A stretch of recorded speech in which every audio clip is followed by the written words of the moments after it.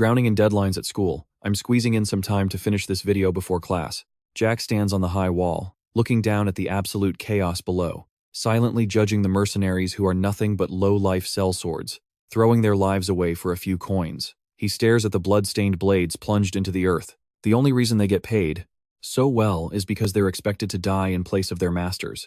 He drifts into his own thoughts, even though he has to swallow those bitter insults from the employers every single day. Jack tips his flask back for a swig.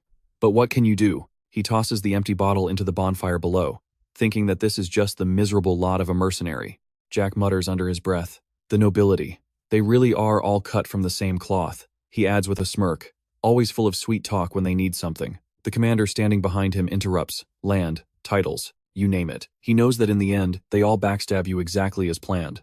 A cynical grin creeps onto his face. They always cook up the most ridiculous, pathetic excuses. He turns to head inside, monologuing to himself. And yet, what you just told me, that has to be the crown jewel of all lies. His voice drops to a low, excited growl. "I must have misheard you, right?" He looks the man directly in the eye, his voice dripping with sarcasm.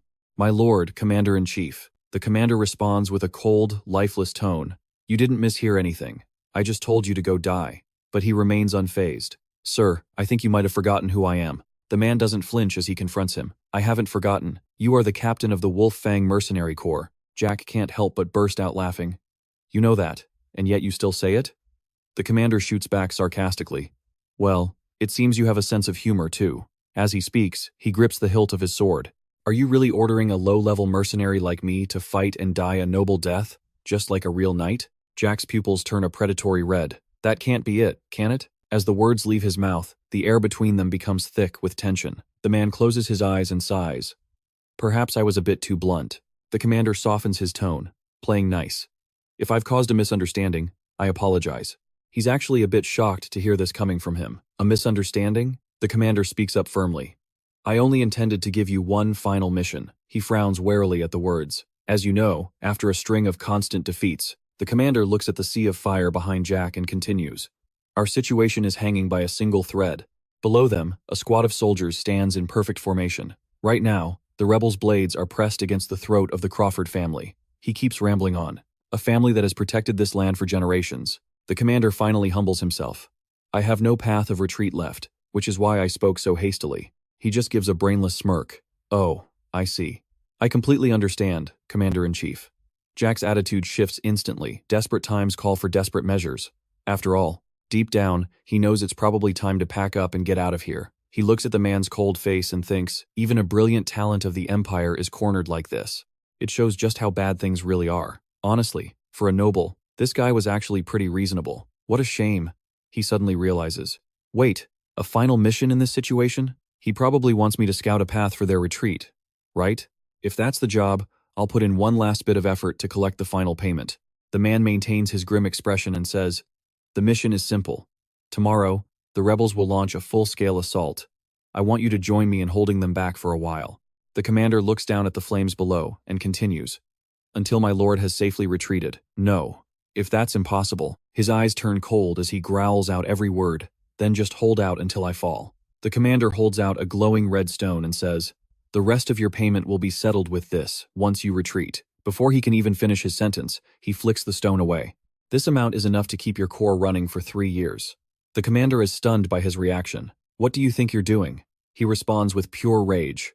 "I should be asking you that," Jack growls furiously. "Just because I'm always smiling, do you think I'm some kind of idiot?" He loses his cool and screams, "Your order is no different from telling us to act as meat shields." Jack makes no effort to hide his spite.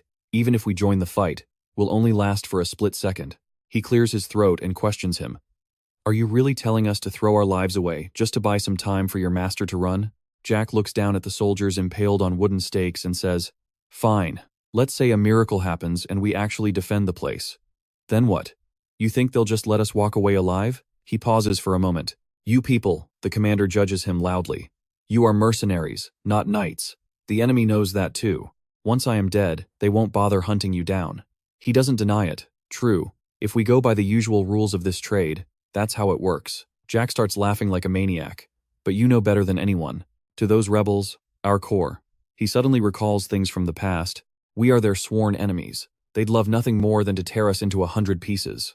Once, Jack had pretended to be a wounded soldier, leaning against a tree to bait a squad of knights. The commander on horseback gestured for the other soldiers to approach. He crept forward to check, having no idea that his hand was secretly gripping a knife nearby. Jack decisively sent that naive soldier straight to the afterlife. His actions left the remaining soldiers frozen in shock. He looked at them with cold eyes while screams filled his ears. "It's a trap!" He lunged at them amidst the shouting. "It's not our guys. It's the Wolf Fang Corps." The man screamed in fury. "You bastards! You dared to pose as corpses." The commander broke into a cold sweat and threatened, "Have you no honor?" But before he could finish, he took his head. What is honor anyway? The commander's head rolled on the ground at Jack's feet. His sharp, cold gaze looks down, snapping back to reality. Jack says nonchalantly, "I've sent more than a few enemy generals' heads flying. You know damn well that's the only reason your side has lasted this long." He leans in close to his face. "Right now, compared to your master, they want to rip us apart first, just to satisfy their grudge." Jack's lips stop moving as he questions him seriously. "Don't tell me you planned this too? Were you intending to use us as bait to draw their attention?" The commander responds with equal gravity. "I expect you to simply carry out your orders." He growls, ready to make a move. "If not, I'll have no choice but to kill you and take command of your corps myself." Jack reacts instantly and leaps back, cursing under his breath. "I thought you were different from the rest of those nobles, but it turns out you're the most disgusting piece of trash of them all." He maintained a polite demeanor. "I apologize. Only those words are sincere." Jack gripped the hilt of his sword in frustration. "There's no need to apologize. This is actually better, because the head of a scumbag like you." He grimaced and gritted his teeth. "I wouldn't feel a shred of guilt handing it over to those vultures lurking outside." The commander raised a hand to his neck and challenged him. "Are you planning to offer my head to those traitors to beg for your life?" Jack nodded, not denying it at all. "Yes. If I could, I'd toss your damn head aside and get the hell out of here." His movements stopped when he heard him speak. "But I'm sure you've already set things up to trip us up." He enunciated each word clearly. "If that's the case, then as captain, I must fulfill my duty to the very end. If the traitors get the heads of both commanders, they'll probably be satisfied and give my men a chance to live." The commander asked in surprise, "You're doing this to save your subordinates?" His tone dripped with sarcasm. "Planning to offer up your own head, too?"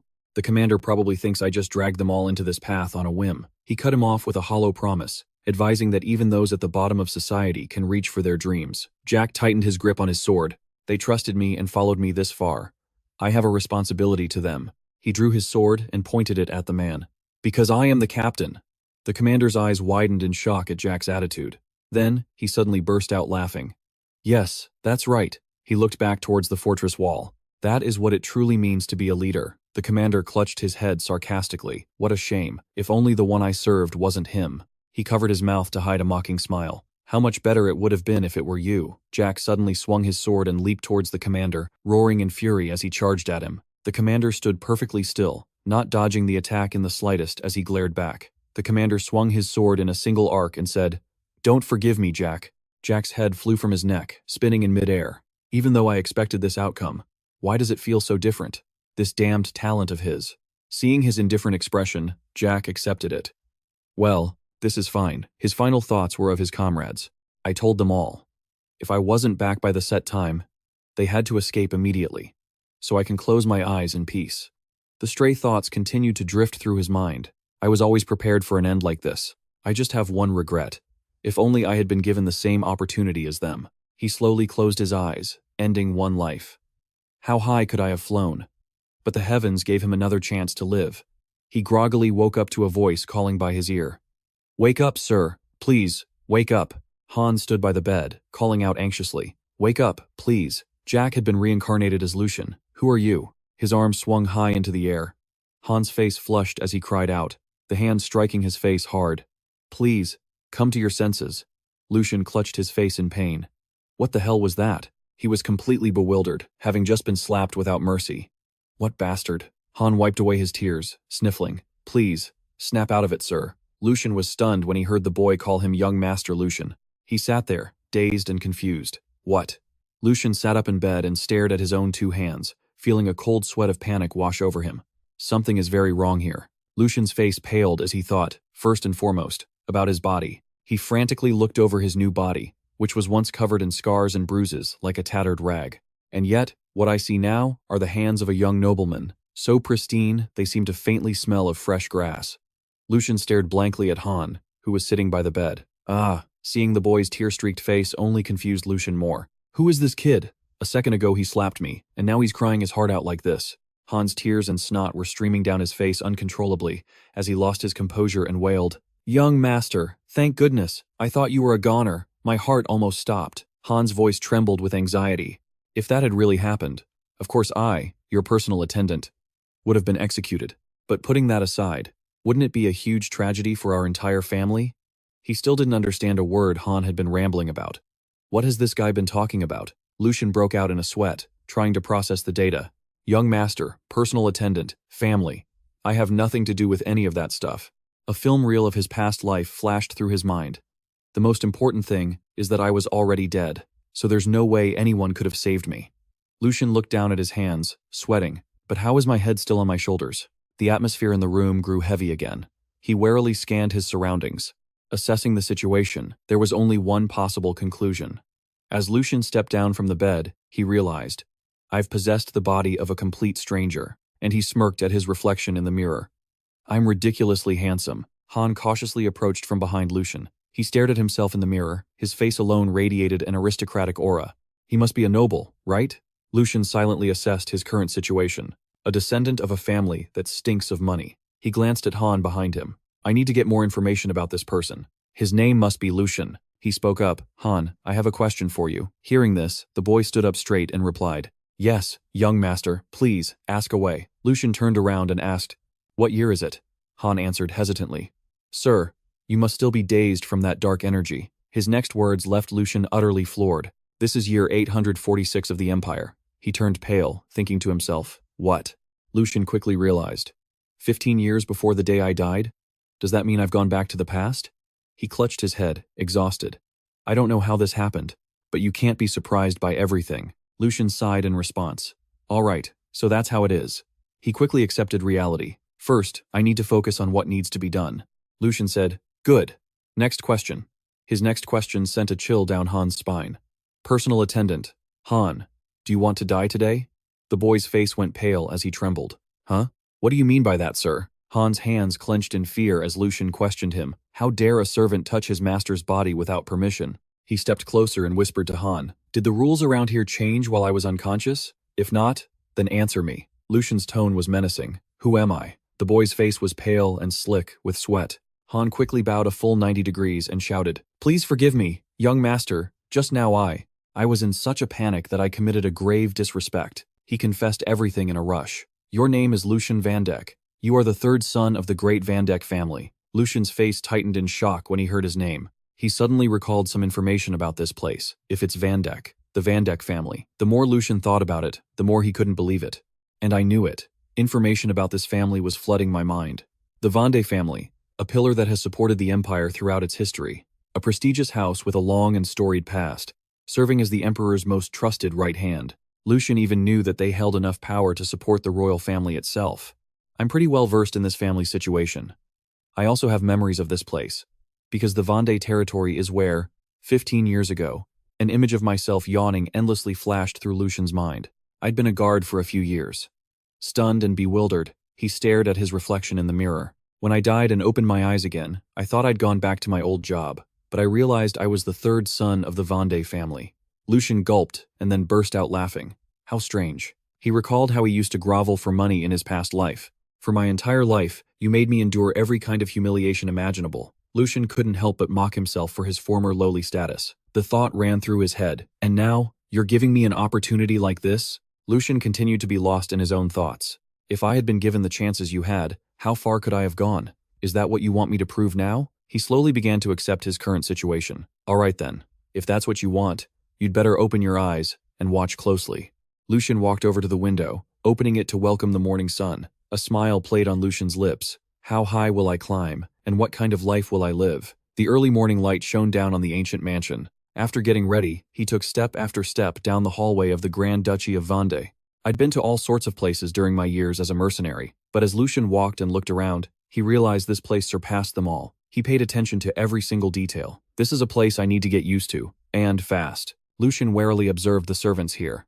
He noticed the unusual atmosphere. For a while now, the servants had been whispering amongst themselves. Is that really young Master Lucian? A few people stared at Lucian with strange expressions. How long has it been since he came out of his room? He could feel all of them staring at him, and the way they looked was anything but normal. Lucian spoke up. Han, is it just my imagination? Han immediately replied, it's only natural. After all, young master, since you began your seclusion, you haven't seen anyone but me. He recalled that this whole ordeal had been going on for a year and 2 months. Hearing that, Lucian sighed and chuckled to himself. Now what kind of nonsense is this? What was that guy lacking that he had to lock himself in a corner of his room like that? He continued walking, but his mind was racing. Even though I've accepted that the way nobles think is hard to understand, acting on a whim is impossible in a place like this. Lucian understood his current situation, because this place was built on unwavering principles and firm beliefs. The giant who protected the empire, Grand Duke Sigmund, was here. He was still lost in his own thoughts. There's no way a man like that would just stand by and watch his own son rot away in a corner of his room. If that's the case, Lucian rubbed his chin thoughtfully. Either this Lucian kid was so much trouble that his family gave up on him, or there were some special circumstances forcing the Grand Duke to turn a blind eye. He made a silent decision. Until I find out the real reason, I have to avoid the Grand Duke as much as possible. Edwin suddenly appeared. So the reports of you being safe were true. He smiled gently. It's been a year since I last saw you. As the head butler, I am truly delighted. Young Master Lucian. Edwin asked carefully, do you find it uncomfortable to walk? Lucian glared at him. Now that I think about it, the Vonda family had this guy too. He silently sized up the man before him, head butler Edwin. He came to this mansion as a child, a hostage from a rival family, and yet, thanks to his outstanding abilities, he earned their recognition. He was entrusted with managing the entire household. Lucian quickly remembered that this was Grand Duke Sigmund's right-hand man. He clenched his fists, feeling tense. This isn't good at all. I ran right into the one person I needed to avoid most. There's no way someone like him wouldn't notice my behavior. A guy from the dregs of society like me could be exposed so easily. Lucian kept a smile on his face, but his mind was racing. The only fact I can rely on is that the head butler also hasn't seen Lucian for a whole year. He was suddenly reminded of his old commander.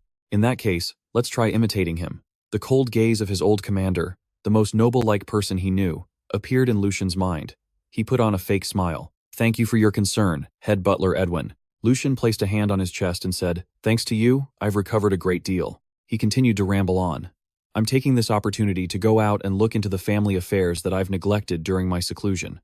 Who would have thought I'd run right into the head butler? What a stroke of luck. The fact that Lucian was talking so smoothly surprised him. By any chance, has anything happened within the family? Edwin nodded and smiled. Yes, young master. The house of Vandeck remains as strong as ever. I'm glad to see you haven't changed, young master. He maintained his fake smile. With the head butler always protecting this place, how could anything possibly go wrong? Inside, Lucian was constantly on edge. He doesn't seem to suspect me.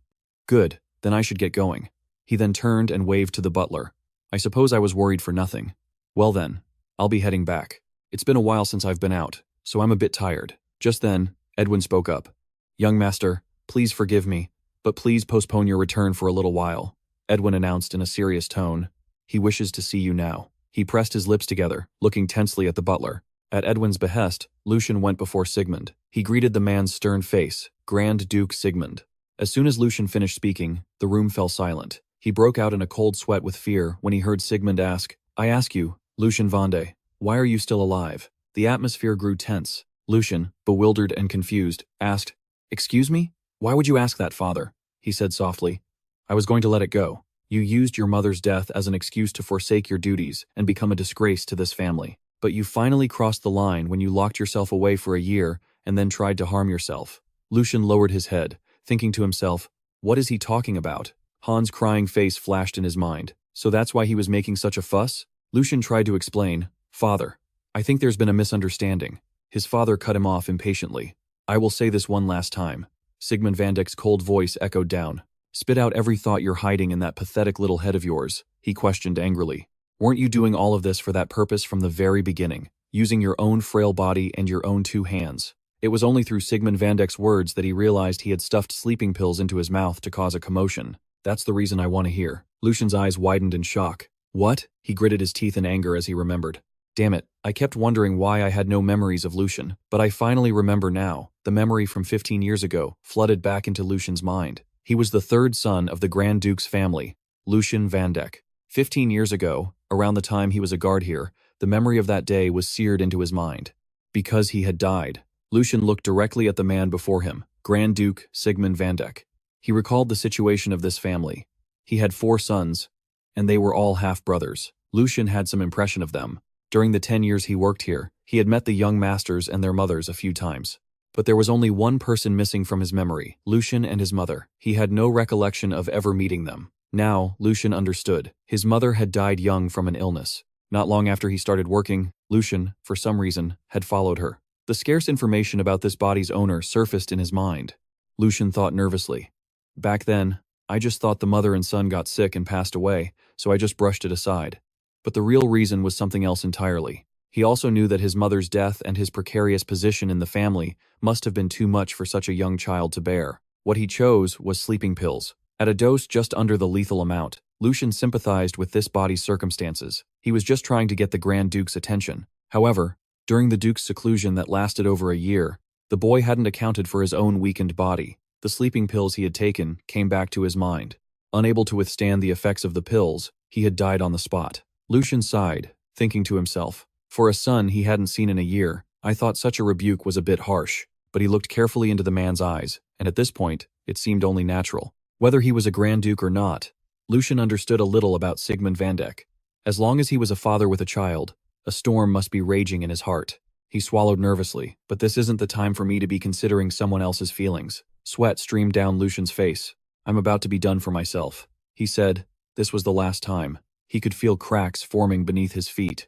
This was clearly the final ultimatum he would ever hear. Lucian fearfully imagined the sound of the ground cracking, the sound of his golden future shattering to pieces. He thought nervously, right here, if even a single word of mine displeases this Grand Duke. Lucian recalled the gossip among the surrounding priests. At best, I'd either be stuck as a priest in some remote monastery, saying farewell to the secular world forever. The image of himself running from bears flashed through his mind again. Or I'd be dragged to the harsh north, enduring the cold of the white snow and wild beasts for the rest of my life, living a miserable existence that couldn't possibly get any worse. He gritted his teeth in anger. Don't be ridiculous. I already lost my head once to get this new life. This precious future. Lucian silently made his resolve. I won't let anything ruin it. He spoke in a calm voice. Father, you told me to speak, so I will. Lucian placed a hand on his chest and answered respectfully. First, for staining the Vanch family name with my foolishness and causing you immense worry. Father, I sincerely apologize. His change in demeanor completely astonished Edwin. This is my fault. I have no excuse. I am willing to accept any punishment from you. The Duke rested his chin on his hand and growled, saying that now won't change anything. Lucian immediately cut him off. So, does that mean you can just rejoice now? His response surprised Sigmund Vandeck. He asked, astonished, what? Sigmund Vandeck looked puzzled. What's past is past and cannot be changed, correct? Lucian replied respectfully. So, rather than tying this life, which was dragged back from the brink of death, to the past any longer, he stood with his feet in a V shape. Lucian clenched his fists and declared, I intend to live earnestly for the future. He broke into a radiant smile. So, in the name of a father, not a Grand Duke, please offer me a word of support. Sigmund Vandeck listened intently, as Lucian spoke of a mistaken child who sincerely repented before his parent, and a parent who would willingly open his arms to embrace that child. The atmosphere in the room seemed to brighten with his words. Isn't that the rightful duty between a father and son, according to the laws of heaven and earth? His eyes widened in disbelief. It was truly unbelievable. Edwin, watching from a distance, observed Lucian and thought to himself, I can feel his aura has changed. But then he remembered the boy's previous demeanor. That was truly the same person who used to always cower in fear. This change in Lucian made Edwin suspicious. Is that really the young master, Lucian? Sigmund Vandeck remained silent, not answering. He raised his head and looked directly into his father's eyes. Sigmund Vandeck clenched his fists in anger. How dare you lecture me on the duties of a parent? He let out a quiet sigh. Sigmund Vandeck then said, well, I suppose if you live long enough, you see it all. Lucian placed a hand on his chest, taking it as a compliment, the corner of his mouth curving into a slight smile. Lucian clutched his chest and breathed a sigh of relief. I'm alive. As I thought, instead of a clumsy apology, charging at him with bold audacity was the right move. His mind was deep in thought. Instead of a mouse walking on eggshells, cherish the spirit of a stray dog that knows how to attack. Lucian knew that this was the Grand Duke Vanch he knew. He spoke up. It seems that after returning from the dead, you've learned to be so bold you're no longer afraid. He smiled, enjoying Sigmund Vandeck's compliment. Very well. You said with your own mouth that you want to live properly. I'll ask you first, Lucian Vandeck. What do you intend to do from now on? Lucian closed his eyes and then answered. First, I will mend this broken body. The tip of the commander's sword from his previous life was seared into his mind. Then, Lucian firmly made his request. I will learn swordsmanship properly. The Duke was surprised by his request. Swordsmanship? You? Lucian nodded and added, yes, although I must first overcome this weak body of mine. Sigmund Vandeck listened silently as he rambled on. If I eat well and rest properly, it should have an effect. He smiled with satisfaction. You certainly have a silver tongue. Sigmund Vandeck's voice carried a hint of pride. Whether you're just spinning tales or not, I'll know just by watching. He turned to Edwin and said, Butler, give him that thing. His eyes widened in surprise when he heard Sigmund Vandeck's order. Instead of a few useless words, that would be far more effective. He listened in tense silence. Edwin bowed a full 90 degrees, accepting the command. I understand, Your Grace. I'll see to it that it's ready for use immediately. Lucian wondered blankly, what is that? Outside the mansion, many people were busy moving things inside, including a large chest that was being brought down. The lid creaked open, revealing a chest glittering with gold. Both he and Han were absolutely stunned by the sight. This is absurd. Lucian stared blankly at the scene before him. Is this what it's like to be a noble? To think. That thing was such a massive allowance. He picked up a few gold coins, thinking to himself, and this is just for 1 month. With this much money, Lucian's mind was already racing with his own plans. It's worth a shot. To completely rebuild this weak body, I can create that elixir. Sigmund Vandeck headed towards the mansion's greenhouse. Edwin followed carefully behind him. He smiled, looking at Sigmund Vandeck's back. This was a place the late Duchess deeply loved when she was alive. Edwin thought to himself, it's been a long time since he's come here. He must be here because of the change in the young master, Lucian. He recalled Lucian's face. Although the young master had been given the cold shoulder by the Duke for some time, Edwin was reminded of the image of the Duke and the late Duchess. But he is the son of the Grand Duchess, whom you cherished most. There's no way you would give up on the young master so easily. Sigmund Vandeck walked at a leisurely pace, then stopped in his tracks when he heard him speak. How pathetic. Edwin looked up at Sigmund Vandeck, always darting his eyes around as if he's terrified of something. He even sounds disgusting, trembling like a stray dog. The moment I so much as raise my voice. He trailed off. Duke Sigmund Vandeck sighed, grumbling, that boy's attitude is nothing like hers, so I only see his resemblance to his mother in his appearance. Edwin's eyes widened in surprise at the Duke's next words. But today, for the first time, the corner of Sigmund Vandeck's mouth curved into a smile. I thought that I might have been wrong. He spoke up. You must have seen it too. That child looked me straight in the eye and stated his opinion. He bowed a full 90 degrees. Yes, Your Grace. He spoke without a shred of hesitation. His demeanor was very confident and resolute. Edwin offered his opinion. Young Master Lucian has a warm heart and thinks deeply. That's why he just seemed a little hesitant compared to the other young masters. In any case, the young master has inherited your blood, Your Grace. Sigmund Vandeck nodded with a sigh. That's right. He looked up and continued. The challenges that will be placed on that child's shoulders from now on are not things that can be solved with just a few empty words. He sighed and reported, Your Grace, there is one more matter. Sigmund Vandeck asked in surprise, a matter? Edwin continued his report. You have restored young Master Lucian's suspended allowance, but I've confirmed that a portion of it has been leaking out. Upon investigation, I found that the second young master, Jordi Vande, is involved in this. Furthermore, he continued in a clear voice, he has dismissed the head servant who was assisting the third young master. Then he placed his own confidant in that position, clearly revealing his intention to monitor and restrain him. Sigmund Vandeck crossed his arms and continued. I understand he holds a deep grudge against the third son because of his maternal family's affairs, but I didn't expect him to be this obsessed. Edwin then asked for his opinion.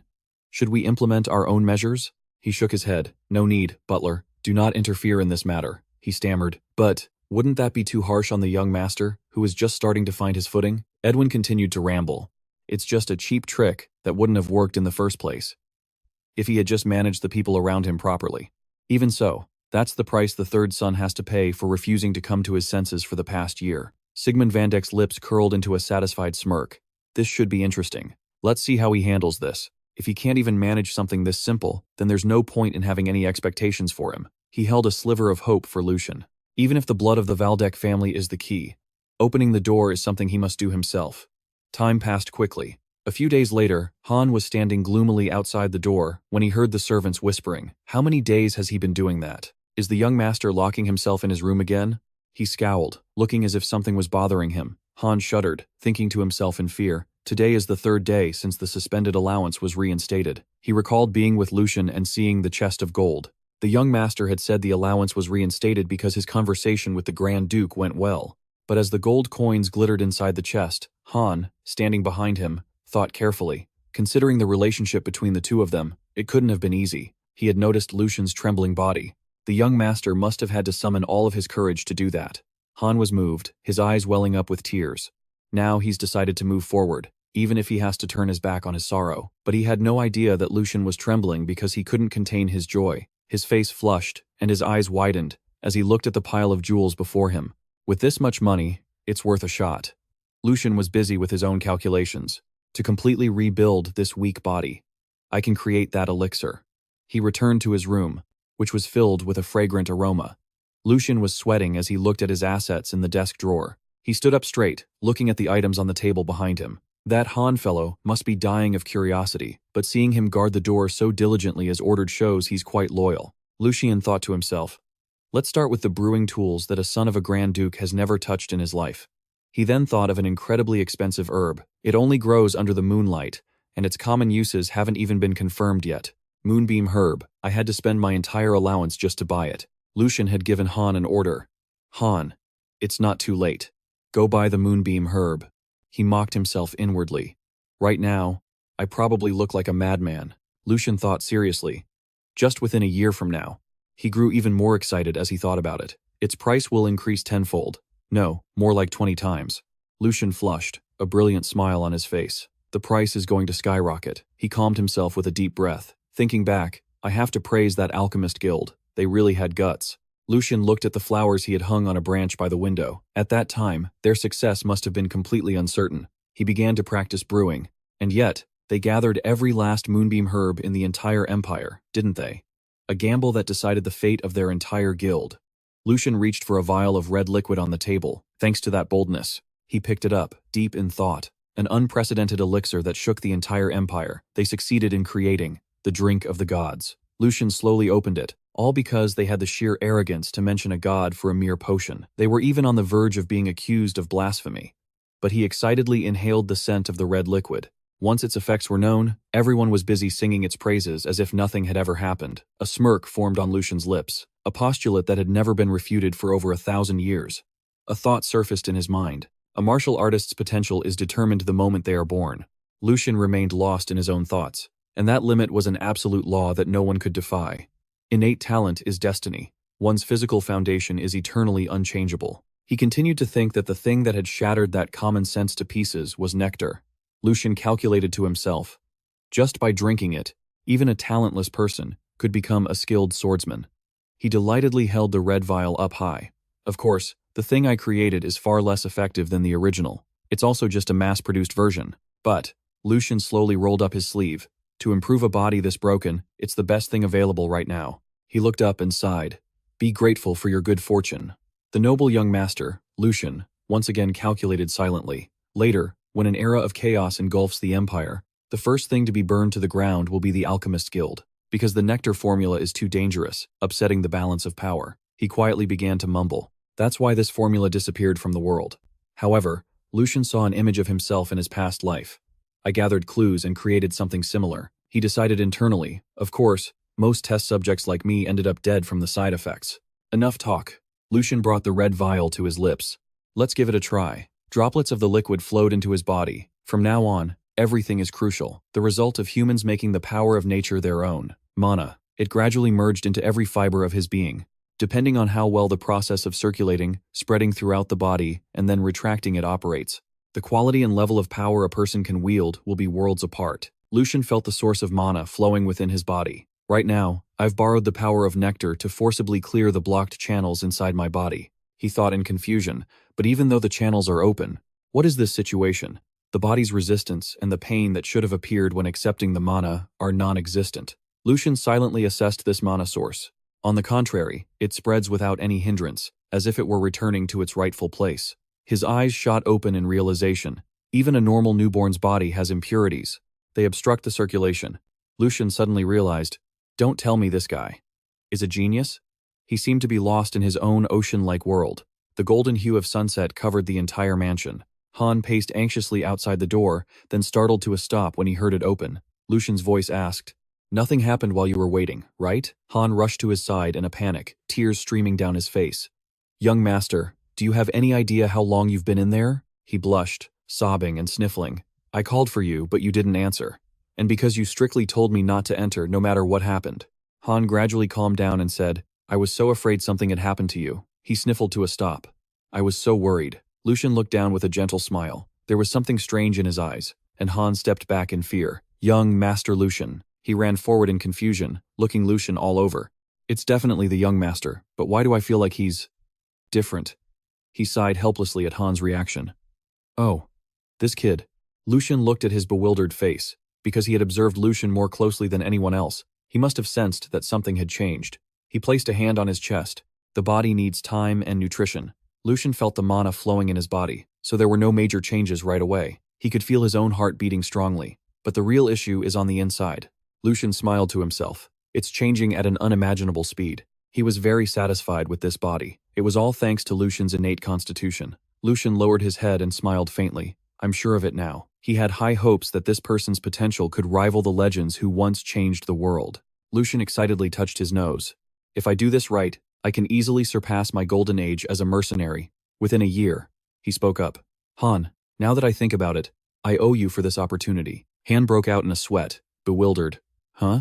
What do you mean? Lucian placed his hands on his shoulders, speaking with certainty. Rewards and punishments must be clear. Han listened tensely as he spoke. Listen carefully, Han. I'll only say this once. Lucian's face darkened as he grinned and said, gather everything you have, sell your underwear if you have to, and go all in on this bet. He couldn't hide his excitement. I guarantee you a one-way ticket to the top. Han stared blankly, helpless against Lucian's narcissistic display. Let's rise together. In his heart, he had another smug thought. I'm so jealous of you, Han. In my day, there were no kind nobles like me. Han was again a little frightened by Lucian's attitude. Young master. A week later, in a peaceful forest, he was trudging along behind Lucian. Han sadly watched him happily humming a song. Lucian relished the surrounding atmosphere. This is so refreshing. Can life really be this easy? He remembered the meals he had eaten, banquets served as regularly as clockwork. Lucian had gradually adapted to enjoying the care of the servants.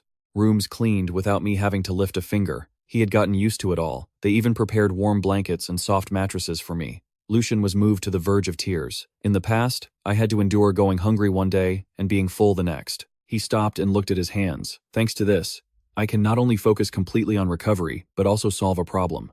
Lucian reached into the inner pocket that had always weighed on his mind. He was once again busy with his own thoughts. Around this time, the existence of Jack, who was once a guard for the Vand family. Lucian frowned, seriously thinking, I confirmed with the captain of the guards that no one matching that description ever applied. He had returned to the place where he used to work, and the shift he once covered had been taken over by a complete stranger. Lucian clasped his hands and thought to himself, actually, this is for the best. Meeting him brings no benefit and would only distract me. He turned pale and broke into a sweat because he didn't have the confidence to meet his past self. I'd die of shame. Han looked worriedly at the trembling Lucian. He turned his head when Han called, Young Master Lucian? He asked cautiously, are you really planning to go out there? Emboldened, Han continued. You once said you would never go near the training grounds because you hated them. But Lucian just put on a clueless expression. Is that so? He growled in a low, angry voice. Yes. That's right.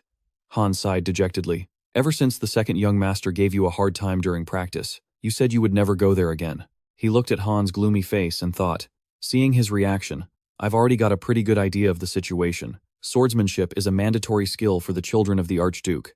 So this must have been the perfect opportunity for the second young master.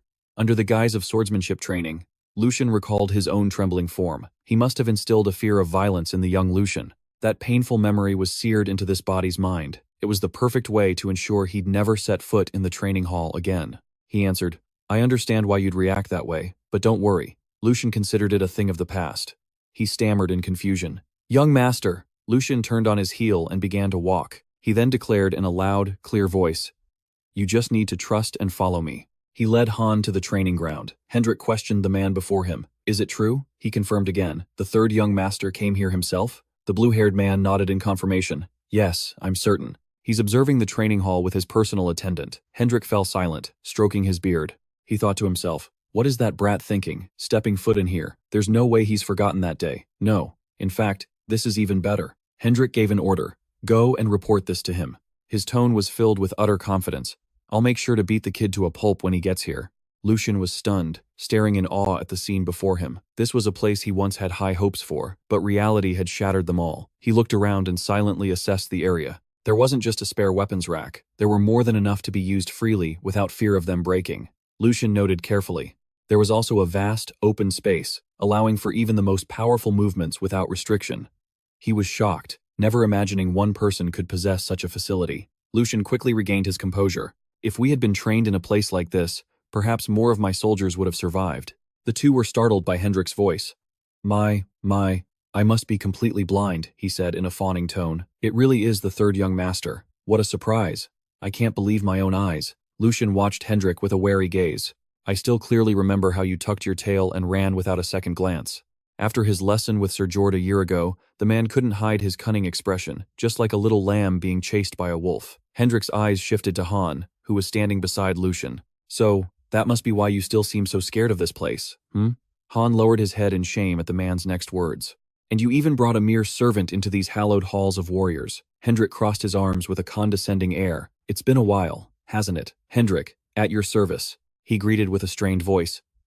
1 year ago, I personally instructed you alongside the second young master. Do you remember? Hendrik recalled Lucian's trembling form as he held a sword. It was quite amusing back then. At the time, he had thoroughly enjoyed the sight of him shaking. But the boy before him now was different. The corner of Lucian's mouth curled into a smirk. He didn't bother to hide his sly grin. Look at this bastard. This is going to be fun. Knights, the embodiment of honor and loyalty, were usually born of noble blood.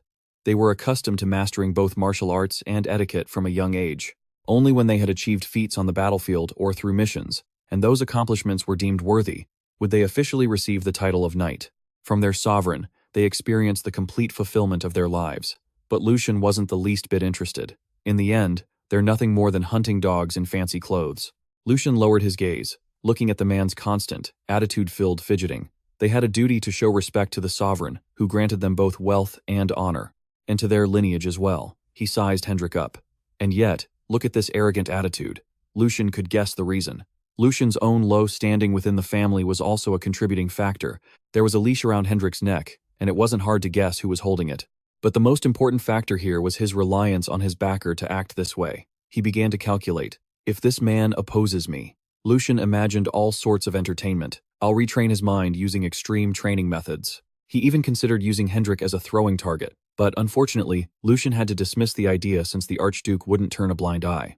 He glanced around the training ground once more. Besides, the knights are the core military strength and an important asset of the family. Punishment outside of official procedures would only create unnecessary conflict. Lucian decided internally. Now is not the right time. He announced loudly. I think it's foolish to avoid training just because of what happened in the past. From now on, I will come here regularly to learn swordsmanship.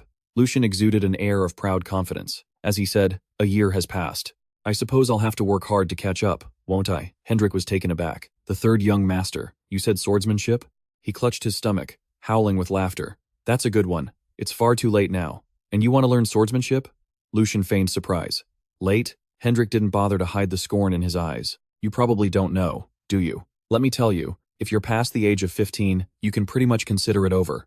He rambled on. Swordsmanship forms are a secret art and a legacy created by our ancestors. The mere act of imitating the movements can bring enlightenment. They also build physical strength. They are the essence of ancient wisdom. However, that's only meaningful on the condition that your mana path is open. Since that path closes at the age of 16, for you, it would be nothing but physical torture. Hendrik compared it. Swordsmanship without enlightenment is just an empty shell. No different from an empty dance. He dared to insult Lucian directly. Come to think of it, that actually suits you rather well, don't you think? Young master, why don't you take this opportunity to become the #1 dancer in the Empire? That way, you'll save time and discover your true talent. No one stepped in to stop Hendrik. The knights just watched with cold, indifferent gazes. If not, you could always spend your time gardening. As if speaking for everyone, he continued to berate him. After all, everyone has a role that suits them best. Hendrik held his head high, looking smugly at Lucian. You're speechless, I see. He thought he had victory in his grasp. From the beginning, the idea that the mana path closes at 16 was a blatant lie, one that could easily be exposed with a little research. But it didn't matter. Later, I can just pretend I didn't know to smooth things over, he thought. Since I'll have already achieved my goal. Hendrik thought of Lucian as nothing more than a useless little lamb, a fool crushed by his own ignorance. unable to say a word in his defense. He was supremely confident, believing Lucian was just an insect, so scared of being ridiculed by his subordinates that he wouldn't dare move, showing off the same pathetic nature he had a year ago. With a trembling voice, he asked Sir Hendrik, "For some reason, this seems a little different from what I know." Lucian cowered timidly. "The monopath closes at age 25, not 16, so there's no problem with learning now." He burst out laughing. Are you sure about that?" Lucian meekly ventured. "It seems you're mistaken. Does my brother, Geordie, also think so?" Hendrik declared with certainty. "Of course, it's common sense." He confidently slicked back his hair. "That settles it. I mentioned him, so now he can't argue with me anymore." Lucian suddenly raised his hand high. "All right, so that's how it is. Even my brother says so." He grabbed Han's head. "Looks like the Vandeck family is doomed." Lucian's voice was a low growl as he asked, "You think so too, don't you? Right?" Han recoiled in fear. "Young master, how did I get dragged into this?"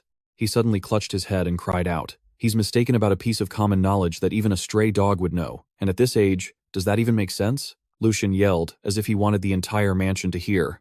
"How many talented people have been crushed because of this misinformation? My vision is blurring." He clutched his head in agony. "To think my own brother is the master of an empty-headed fool like him." Hendrik began to panic. "What are you talking about?" Lucian pounded his chest. "Do not interrupt me. If what this knight says is true, then this is a disgrace to the family and a clear crisis. Isn't that right?" He threw Hendrik right into his trap. "Surely you weren't trying to deceive me. Where is the son of the sovereign?" The entire training ground fell silent. A cold sweat broke out on Hendrik's brow. "What do you mean by that? Me? Deceive you?" Lucian kept up the pressure. Forget what I just said. It was just a slip of the tongue because I find this situation so unbelievable." He flashed a crazed smile. "There's no way a knight of the Vonda family would do something so petty, right?" Hendrik stumbled back in alarm. Of course not." Lucian immediately agreed. "Right, I knew it." He instantly escalated the issue. "In that case, this is a matter we cannot take lightly." Lucian smirked to himself. "I'll show you what happens when you run your mouth in front of me." He continued speaking. "Sir Hendrik, it seems you don't realize the gravity of this situation." Hendrik was flustered. "What?" Lucian suddenly acted magnanimous. "If you simply wanted to humiliate me, I could have overlooked it." He gestured dramatically. "The fact that you and the others don't treat me well is my own fault for forgetting my responsibilities and wasting my time." Lucian acted so convincingly he even shed a few tears. "How could I possibly blame you for that?" he declared firmly. "However, that aside, if you, a knight, and he, a pillar of the Grand Duchy, are obstructing the recruitment of talented individuals with false information, then that is something I absolutely cannot ignore." The other knights stood by, stunned, as they listened. This could fracture the military strength of the Vendée Knights, and to be more precise, it could become a threat to the safety of the people in our territory. Han was moved to the verge of tears. Lucian, filled with a sense of justice, thought, "In the name of one who bears the Vendée name, my indignation is completely justified." He rejoiced internally. Perfect. Lucian put immense pressure on him. "Sir Hendrik, do you now understand the importance of this matter?" He poked Hendrik lightly in the chest. "You'd best prepare yourself." Lucian glared, warning him. "I will report this to my father and request an internal crackdown." He gritted his teeth, a cold sweat breaking out. Wait, this is the same guy who used to tremble just at the mention of his father's name. Why is he making such a big deal out of this? Hendrik's face went pale with fear. "No, has this brat always been like this? He pretends to be a weak little lamb. He seemed to know his place, but in reality, he was a wolf whose steady footsteps were drawing ever closer." Geordie's voice cut in. "What's all this noise about?" Hendrik jumped and turned around. "Sir Geordie." Lucian smirked as he watched him appear. Perfect timing, he thought, clicking his tongue in disgust. "It's you again, Lucian Vandeck," said the second young master. "Geordie." The atmosphere froze. Hendrik scrambled over. "Second young master, I'll explain." He tried to speak. "The thing is, this situation is." Geordie raised a hand to stop Hendrik, a look of amusement in his eyes. "You don't need to explain." Geordie's voice was cold and hard. "Because I saw your insolent behavior with my own 2 eyes. It was as if he had just signed the man's death warrant. Getting spun around by a brat not even half your age. I'm truly disappointed." Geordie squeezed Hendrik's shoulder. "Fix your expression." He was clearly displeased. "If you want to embarrass me any further." Geordie approached Lucian. Han fearfully gripped his master's sleeve. "Sir Geordie, he seems furious." Lucian smirked, amused. "His expression is quite interesting, isn't it? The second son of the Vendée family, Geordie Vendée, a worthy successor to a traditional noble house. Truly a noble among nobles. It's said he recruits people from the outside because his influence is overshadowed by the eldest young master. He claims he was the one who brought them in, and if he finds them useful, he'll try to turn the tables." Lucian smiled obediently. Hello, brother Jordy Vandeck. He thought to himself. It's been a while. Second young master. Lucian feigned concern. Have you been well? Jordy snapped back with disgust. You idiot. Don't you get it? What does he mean by suddenly saying that? He maintained his sour expression. I heard everything you said to Hendrik. Jordy gave a cold, calculating smirk. You dare do something that affects the dignity of the Vandeck's family. Lucian shrugged helplessly. Could you please explain that more clearly for me? Affecting our dignity? What's that supposed to mean? He glanced back. It seems this mistake has been going on for a long time. Ever since Hendrik returned from the front lines, Jordy delivered his verdict. Mentioning my name and causing unnecessary chaos was clearly a major error. He cannot escape responsibility for that. He shook his head. However, I have no intention of reprimanding him for it. Think of all the blood he has shed for the Vandeck's family over the years. I understand the value of that loyalty. Jordy then frowned down at him. Unlike you, he publicly humiliated Lucian, a coward who couldn't even handle swordsmanship training and ran away. Do you really think you have the right to blame him? Jordy ordered arrogantly. Lucian Vandeck. First, you need to learn to respect the knights. He looked back towards the others. It's because of them. Jordy emphasized the knight's role, that the Vandeck family even exists. He was deliberately swaying public opinion. Everyone, on behalf of this child, I apologize for the chaos today. He is still young and foolish, so please be generous and forgive him. Jordy flashed a crazed smile. I will take special care of this foolish little brother of mine. Lucian now understood the situation. Oh, so this is how you want to play it? He's a quick thinker. He analyzed the situation. Even though the man he was truly cursing was Jordy, Lucian recognized his opponent's shrewdness. Not only was Jordy subtly provoking him for insulting the knights, but he was also trying to save face. Lucian smirked. All right, fine. I'll let you have it your way. Lucian began. My brother truly is something else. Jordy immediately tensed up, clenching the fist he held over his heart. Even if there was a misunderstanding between Sir Hendrik and me, you have every right to scold me for daring to insult you. I'm incredibly moved, but not only did you refrain from doing so, you even bestowed such valuable knowledge upon me. He started spewing insults. It wouldn't be wrong to call your head a hat rack, or just an empty shell. Han's face went pale with fear. Young master, please, be quiet. Jordy was getting more and more furious. In any case, I'm deeply ashamed for having said such shameless things.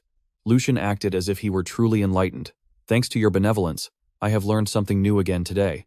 The clueless knights just watched the scene unfold. Han, I must record my brother's teachings. Pen and paper won't be enough. This must be written on the finest silk. He had calculated everything. Through you, I will erase Lucian's weak image and carve out a distinct presence for myself. Lucian was incredibly pleased that the third young master of the past was no more. He strode forward. So, I'll be leaving now. You'll allow that, won't you? Lucian warned in a low voice. Besides, there's nothing to gain from the two of us staying here any longer. Jordy was about to explode with rage. You bastard. You really don't know fear, do you? You think you can just leave like that? Lucian casually glanced up. Have you forgotten? Lucian played his trump card. Father is watching us very closely.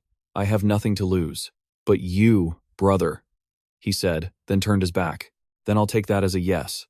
Lucian made his glorious exit. I'm leaving now, brother Jordy. He smugly grabbed Han. Run! Han was pale with fright, while Hendrik broke out in a cold sweat. Sir Jordy, he began cautiously. Is it really all right to let him go back like that? The air around Jordy seemed to freeze, sending a chill down everyone's spine. The two of them headed for the villa, Han trailing timidly behind Lucian. He fearfully glanced back over his shoulder. Han couldn't stop worrying. Young master, is this really okay? He was a nervous wreck. You know Sir Jordy's personality better than anyone. Han was sobbing his eyes out. He's definitely not going to let this slide. He prostrated himself on the floor, tears streaming down his face. Even if we're lucky enough to get away this time, I'll definitely be dragged off by that mustached knight without anyone knowing. Lucian sighed. I get it. Just calm down. But Han couldn't deny it. That's right. Only those who have endured that temper can understand how horrible it feels when an incompetent superior blows everything out of proportion and then pretends not to know. He smiled, assuring him with confidence. That's not going to happen. Let's go. Lucian stated firmly. A common knight wouldn't dare do that, and I won't let it happen either. He reached out a hand to help Han up. You've had to endure so much because of me all this time. Lucian felt a little guilty. If the master is a fool, the subordinate is the one who suffers the most. He understood that all too well. And since you're my personal attendant, you must have suffered even more. Han wiped his tears with his hand. Young master! Lucian's eyes shone. I promise you one thing. From now on, he made a vow. I will never again let my foolish actions cause my people to be looked down on or tremble in fear. The bright sun beat down on the enormous mansion. Han was still trailing behind Lucian. His steps were hurried, his mind racing. He wondered why everything was so quiet after they left the training grounds. Lucian thought nervously to himself. From what I know of that Geordie guy, he's not the type to just sit back and take a loss. He clenched the paper in his hand in anger. So, he resorted to such a cheap trick. Lucian ground his teeth in fury. I've been waiting for this day for a long time. Han, standing behind him, was angry on his behalf. That's right, young master. We absolutely cannot let this slide. He frowned and growled. Are you ready? Han raised his voice resentfully. Ready, young master. Lucian vented his frustration. How dare he mess with my allowance? His face flushed with determination. And my monthly salary too. It seemed Lucian's rosy dream was over. It all started with the budget proposal that had just arrived today. He could buy more moonbeam herbs, and he could also get all the necessities. He had been so excited then, thinking his pockets were about to be full. Lucian, blushing with delight, opened the letter. That's how it should have been. But his smile vanished as he read the contents. Lucian lost his composure and dropped the letter. The letter brought the news. Lucian's allowance was cut by 75%, and Han's monthly salary was cut by 30%. He gritted his teeth in anger. That's right. That damn young master messed with my allowance through the headmaid he planted in this villa. Lucian angrily placed his hand on the door in front of him. Even in high society, embezzlement is a capital offense, punishable by extreme measures. The door opened as he thought. The only reason he could pull off something so absurd is because there's a loophole on my side for him to exploit. Lucian glared at the servants in the room. After the third Duchess, Lucian's mother, passed away, Lucian had delegated the management of the budget to someone else. His eyes fell on an older maid. That was Dana, the former head maid, who had been with him for many years. Lucian looked toward Jenny, not the new maid. She approached the two of them. This is the first time I've had the chance to meet and greet you directly like this. Jenny placed a hand on her chest and offered a gentle smile. It's a pleasure to meet you. I am Jenny, the newly appointed head maid, taking over for Mrs. Dana. They listened in silence as she spoke. I intended to bring the documents for your review upon my appointment, but at the time, it seemed the young master had no intention of ever leaving his room. Jenny's tone was anything but friendly. That period is over now. Han roared in anger at her attitude. What kind of tone are you using with the young master? He spoke up to admonish him. Calm down, Han. She wasn't wrong, but he still wanted to get justice for Lucian. Young master, he said, waving his hand with a gentle smile. All right. Let's skip the trivialities. Lucian clutched the letter in his hand. The important thing right now is something else. Jenny remained perfectly calm in the face of his questioning voice. I'll ask you directly. Lucian held up the letter, interrogating her.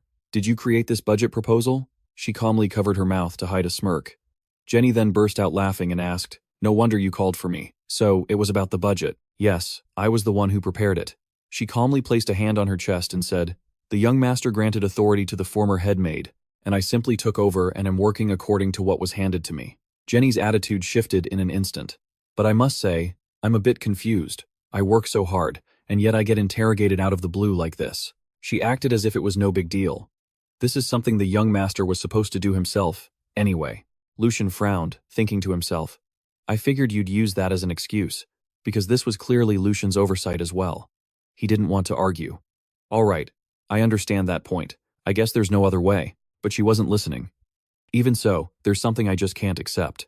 Lucian confronted her loudly. Most of the money my father provided was allocated to increasing the servants' salaries. His next words made the maids around them flinch. Considering how long they've suffered because of my negligence, you can think of it as compensation. Lucian scowled, cleared his throat, and continued, But why? Was Han's salary not only not increased, but actually cut? Jenny remained completely unfazed by his questioning. Don't you think that's a bit too obvious? She replied calmly. Oh, did something like that happen? I must have overlooked it. There are so many things to keep track of when managing the household. Jenny glanced back at the maids behind her. I'm completely overloaded with work. Everyone here can attest to that. They all shuddered in fear at her last words, didn't they? They answered awkwardly, Yes. Miss Jenny has been particularly busy lately, so. Their answer didn't satisfy him. From now on, we will support Miss Jenny even better. Lucian sighed, exhausted with this outcome. He turned his back and gave a firm order, Let's go. Han was startled. Young master, are you just going to leave it like this? Lucian clenched his fists, gritting his teeth. This body is mine, but my own limbs only listen to the orders of others. He stopped in front of the door. Lucian's voice was a sharp reminder. Headmaid, I have one last question for you. Answer it carefully. He glanced back at Jenny. Do you know who the master you're supposed to obey really is? She raised her voice, speaking to Lucian as an equal. I'll have to ask Lord Geordie about that. At the same time, in a small, dark alley, The shadows swallowed his thoughts. When an organization has rotted from the inside, you have to uproot it to survive. He stopped in front of a tavern. That's exactly the situation I'm in right now. Han followed Lucian, bewildered. Young master, didn't you say you were going fishing to clear your head? He looked around warily. The place was noisy with the sounds of human interaction. Hey, you son of a bitch, can't you put up a real fight? I bet my whole month's salary on you today. The sounds of physical impact were mixed with shouts. That's it. Harder. Beat him to a pulp. Lucian asked excitedly. Don't you feel it? He watched the wrestling match before him with amusement. That feeling. That I'm about to catch a big one. Lucian walked over to the bar. Yo, while wiping a glass, said, this ain't a place for kids like you to be hanging around. Scram if you know what's good for you. He was shocked when Lucian placed a bag of silver on the counter. Lucian sat down and took off his hood. What's with the tough security at this gambling den? He asked in a low growl. What is it? You're not going to serve a customer? Lucian recalled Jenny's smug face. There are a few reasons why I haven't dealt with that headmaid more forcefully yet. He thought things through calmly. First, Jenny isn't just a simple headmaid. Ignoring the fawning Zhou beside him, Lucian continued his thoughts. She's the daughter of the wet nurse who took care of Geordie since he was a baby. If I interfere recklessly, things will only get worse. His train of thought continued. Second, the chain of command on my side is even more chaotic than I imagined. He waved his hand, dismissing the man, and thought, given that the situation is beyond normal, a more suitable solution is required. The corners of Lucian's mouth curved into a smile. He remembered the silhouette of Sigmund Vandeck. And finally, there's no way the Grand Duke doesn't know about this. Lucian suddenly understood. Cleaning up this mess is also part of the test. He sat down on a chair and sighed. If that's the case, I'll just have to prove it to him.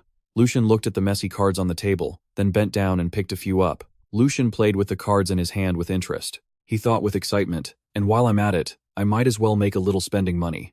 The atmosphere in the room fell silent as Lucian flipped over 2 cards. The onlookers around them began to whisper. How many hands has he won in a row? Isn't he way too skilled? His opponent is supposed to be a seasoned player too. The black-haired man trembled in disbelief. I fold. Lucian played with a chip in his hand and said, folding so soon? The game was just starting to get fun. He smirked provocatively. Why not stay and play a little longer? The man refused in terror. No, thank you. I think it's best if I leave right now. Han held his head, his voice trembling as he witnessed the scene. Since when did the young master have skills like this? Lucian propped his feet up on the table, a challenging look on his face. Next round. Is there no one else who wants to play? I came here because I heard the rumors, but is this all you've got? He glanced at the pile of chips on the table. After cleaning them all out, Lucian toyed with a stack of chips with his foot. The door suddenly opened, and he knew it was time for that guy to show up. Lucian turned his head towards the entrance. He's here. The man stepped inside before adjusting his clothes. A confident smile played on Hugo's lips. He walked up to Lucian with a challenging air. I didn't realize we had such an important guest. Please forgive my delayed greeting. Hugo clasped his hands behind his back and introduced himself loud and clear. I am Hugo, the manager of this establishment. He snapped his fingers, giving an order to a waiter. The blonde waiter placed a hand on his chest and announced to the other guests, I deeply apologize for the inconvenience, but due to unforeseen circumstances, we will be closing for today. All the customers left the establishment under the polite farewells of the waiters. The next time you visit, we will be sure to treat you handsomely. When only the 2 of them were left, Hugo spoke up. This may inconvenience our other guests, but that is a small price to pay. His voice was a confident growl. As long as young Master Lucian can enjoy his time in comfort. Lucian wasn't intimidated in the slightest, and responded with a laugh. It's been a while since I've been out. You've got a sharp eye, don't you? Then again, you'd need that kind of intuition to make a living in this business. Hugo stood up straight, looking down at him once more. I apologize for my tardiness, he replied lazily. Don't worry about it. I just came here for a change of pace. He glanced at the pile of chips on the table and said, but this is truly astonishing. Young master, it's been a long time since I've seen a guest win a pile of money this high. Hugo nodded and offered, if it's not too much trouble, sir, would you mind if I were your opponent? The young man was somewhat intrigued by the man's proposal. You yourself? Hugo smiled flatteringly. Of course, I'm no match for the young master, but as the manager here, I've picked up a few tricks. The guy's attitude changed in an instant. Well, at least it's enough to kill some time, right? A sweating, trembling, Han whispered into Lucian's ear. Young master, can we please go home now? You've already won so much money. He tried his best to persuade him. I have a really bad feeling about that man. I've met plenty of scary people in the palace, so I know. Han was terrified as he looked directly into Hugo's blazing red eyes. Those eyes were truly one of a kind. Lucian looked up at Han's fearful expression. This Han, he isn't just a personal servant for show. He frowned, thinking to himself that it was only natural for Han to realize it. Lucian looked up at the man's fake expression. Information about Hugo suddenly surfaced in his mind. Hugo, a name destined to one day shake the underworld to its core. In the criminal underworld, he had quite the reputation. His journey began in the dark alleys of the city. Everyone had heard of Hugo's infamy. Even though all he had was his raw strength, nothing could stand in his way. A man equipped with both violence and cunning. Lucian had also heard how quickly he rose to power. His name didn't just stay in this city, and after extending his tentacles into gambling, smuggling, and even contract killings, he became the king of the night, ruling the underworld of 5 territories. Lucian had heard that he would later use the Empire's upcoming division as a stepping stone. He proclaimed himself a baron and was reborn as one of the Empire's warlords. Lucian calmly looked at Hugo, sitting before him, and silently sized him up. For now, he was still just a rookie, but just as Han said, he was a very dangerous man. A sly grin spread across his lips. Lucian made a silent resolution. And today, I've come to snatch you up. He looked at the cards laid out on the table. Lucian's voice cut through. As for the game, how about a simple hand of cards? The man agreed immediately. Of course. In addition, I won't be setting a maximum betting limit. Hugo maintained the fake smile on his lips. Because I can't let the young master, who came all this way in person, get bored. While Han turned pale with fear, Lucian cheered with excitement. Now that's what I'm talking about. I finally found someone who gets me. The man replied with a sycophantic tone. The honor is all mine, young master. Inwardly, Hugo was sizing him up.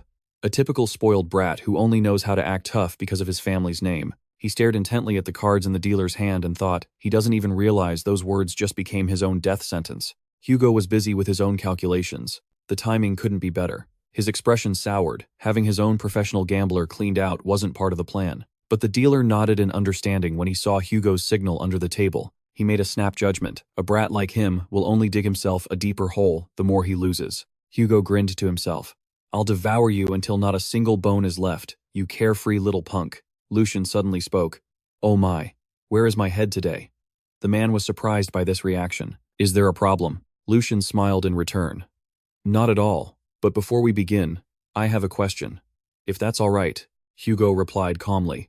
Of course, young master. I will answer you with complete honesty. Leaning on his hand, Lucian spoke calmly. This might be our first time meeting, but I've taken quite a liking to you. Lucian glanced around the room. You can tell a lot about a leader from the attitude of his subordinates. Even if this place operates illegally, managing an establishment of this size is no easy feat. Lucian got straight to the point. If you had crossed the line, we would have heard about it long ago and wiped you out. The man lowered his head and replied, I know my place, and always make sure not to cause trouble for my superiors. Lucian laughed and continued. No need to be so tense. Even though I'm from the Vandeck's family, we're not a bunch of inflexible stiffs. Lucian leisurely flipped over his cards to look at them. So I'd really appreciate it if you answered honestly. When do you plan to start mass production? Hugo calmly retorted. What are you talking about? His next words made the man flinch. Come on, you know what I'm talking about. That thing you guys are making in Bestra. A tense silence fell over the room. Then Lucian said it. That illegal hallucinogenic drug. Lucian's dangerous, frank demeanor made the atmosphere in the room drop a few degrees. I'm talking about illegal hallucinogenic drugs. The 2 servants standing nearby couldn't help but be shocked. Han was so stunned, his jaw dropped, and he couldn't close his mouth.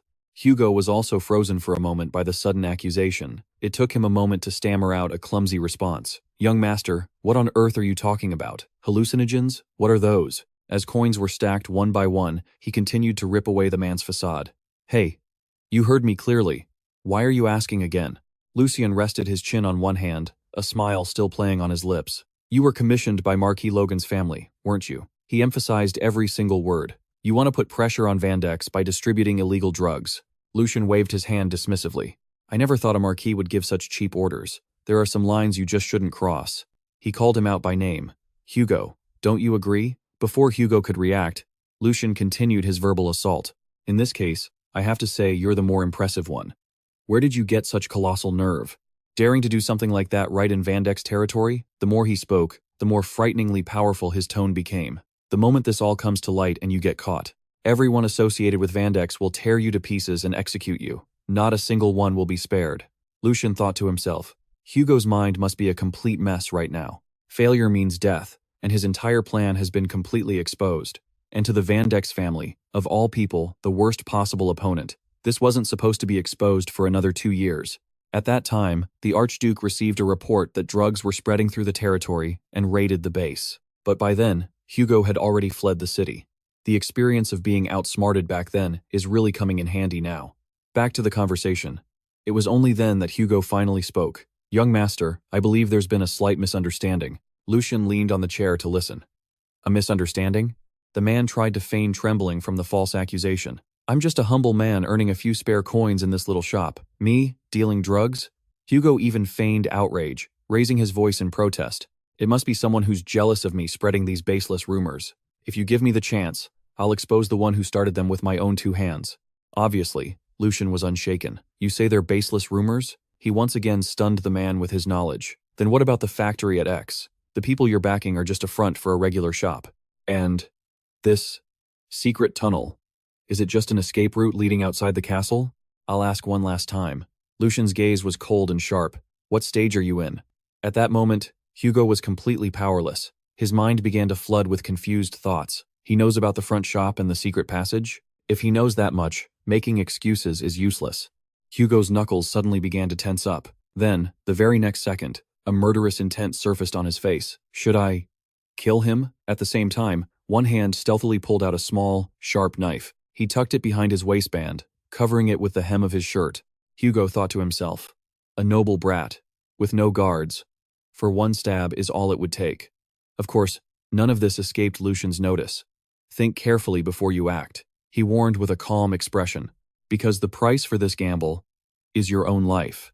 Lucian emphasized his words, repeating them like a warning bell. "You have to be careful, don't you, considering how you climbed your way into this position." Hearing this, Hugo seemed to snap out of his foolish, murderous impulse. This stupid bastard. What kind of idiotic thought did I just have? Attacking someone from the Vandeck's family? An image appeared in his mind of himself being restrained and tortured on an iron rack. He'd rather just find a way to die. Hugo squeezed his eyes shut, his brow furrowed, and then he decided to kneel. He told himself he had to preserve his life at all costs, with absolute deference. Hugo carefully confessed, "Please, spare my life." He began to play the pity card. "I believe you must have a reason for coming to find me personally." A corner of Lucian's mouth curled into an amused smirk upon hearing those words. "Otherwise, my head would have rolled long ago," Hugo pleaded, casting aside all his pride. "If you tell me to be a dog, I'll be a dog. Tell me to bark, I'll bark. Tell me to crawl, I'll crawl." The other male servants also knelt when they saw him like that. "Please, spare my life." The entire casino staff kowtowed and begged, "Please, spare our lives, young master." Lucian's hand reached down and touched the stack of silver coins. He casually flicked one, as if playing with it. Then, Lucian slowly stood up. "Well, keeping a dog around might not be so bad," he continued. "I could use a few lackeys to order around." Hugo, thinking his life had been spared, quickly raised his head with a sycophantic smile. "Thank you, sir.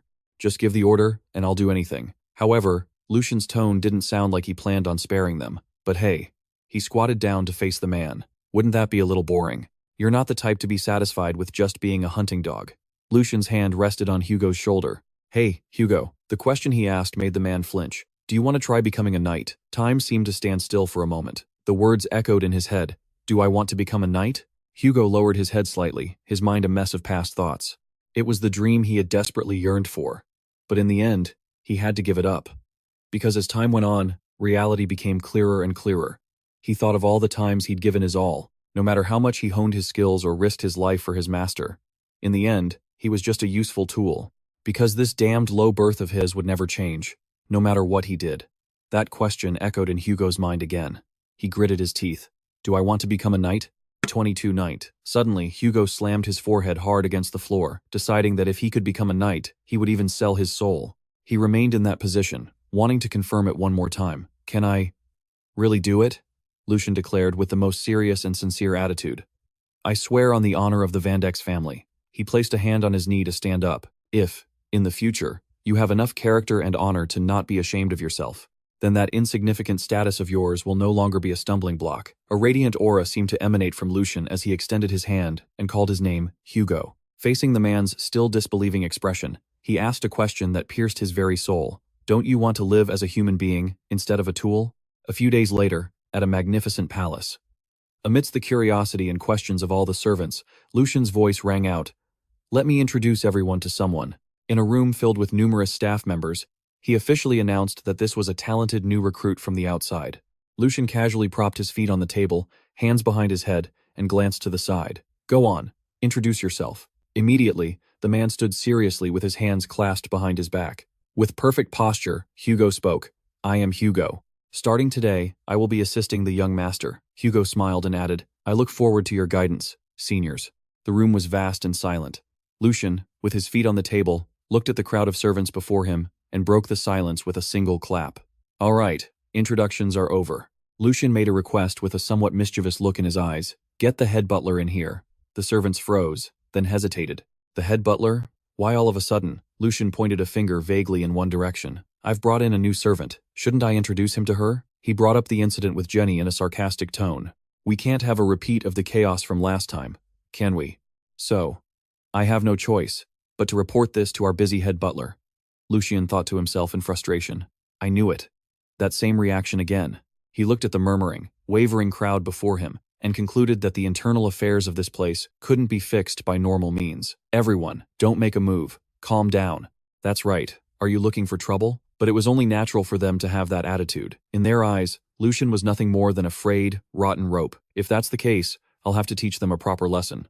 On a tidy table sat a few ordinary items. Mac mustered all his courage to stand up and speak to Lucian.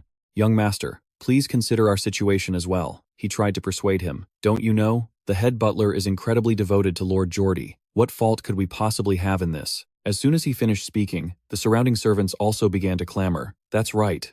Please, try to understand. Why are you deliberately fanning the flames like this? Han bit his lip, the harsh words ringing in his ears. We just want to go back to living peacefully. He suddenly shouted a warning at the servants. Snap out of it, everyone. Have you all forgotten your duties? He demanded angrily. The master of this house is young Master Lucian, not Geordie. A moment later, a man suddenly spoke up. Senior Han, leave this to me. He looked at the ungrateful crowd before him and sneered. Your golden words are wasted on this rabble. Hugo bowed low to Lucian. Young master, I now know exactly what must be done. Lucian replied in a satisfied tone. Clever.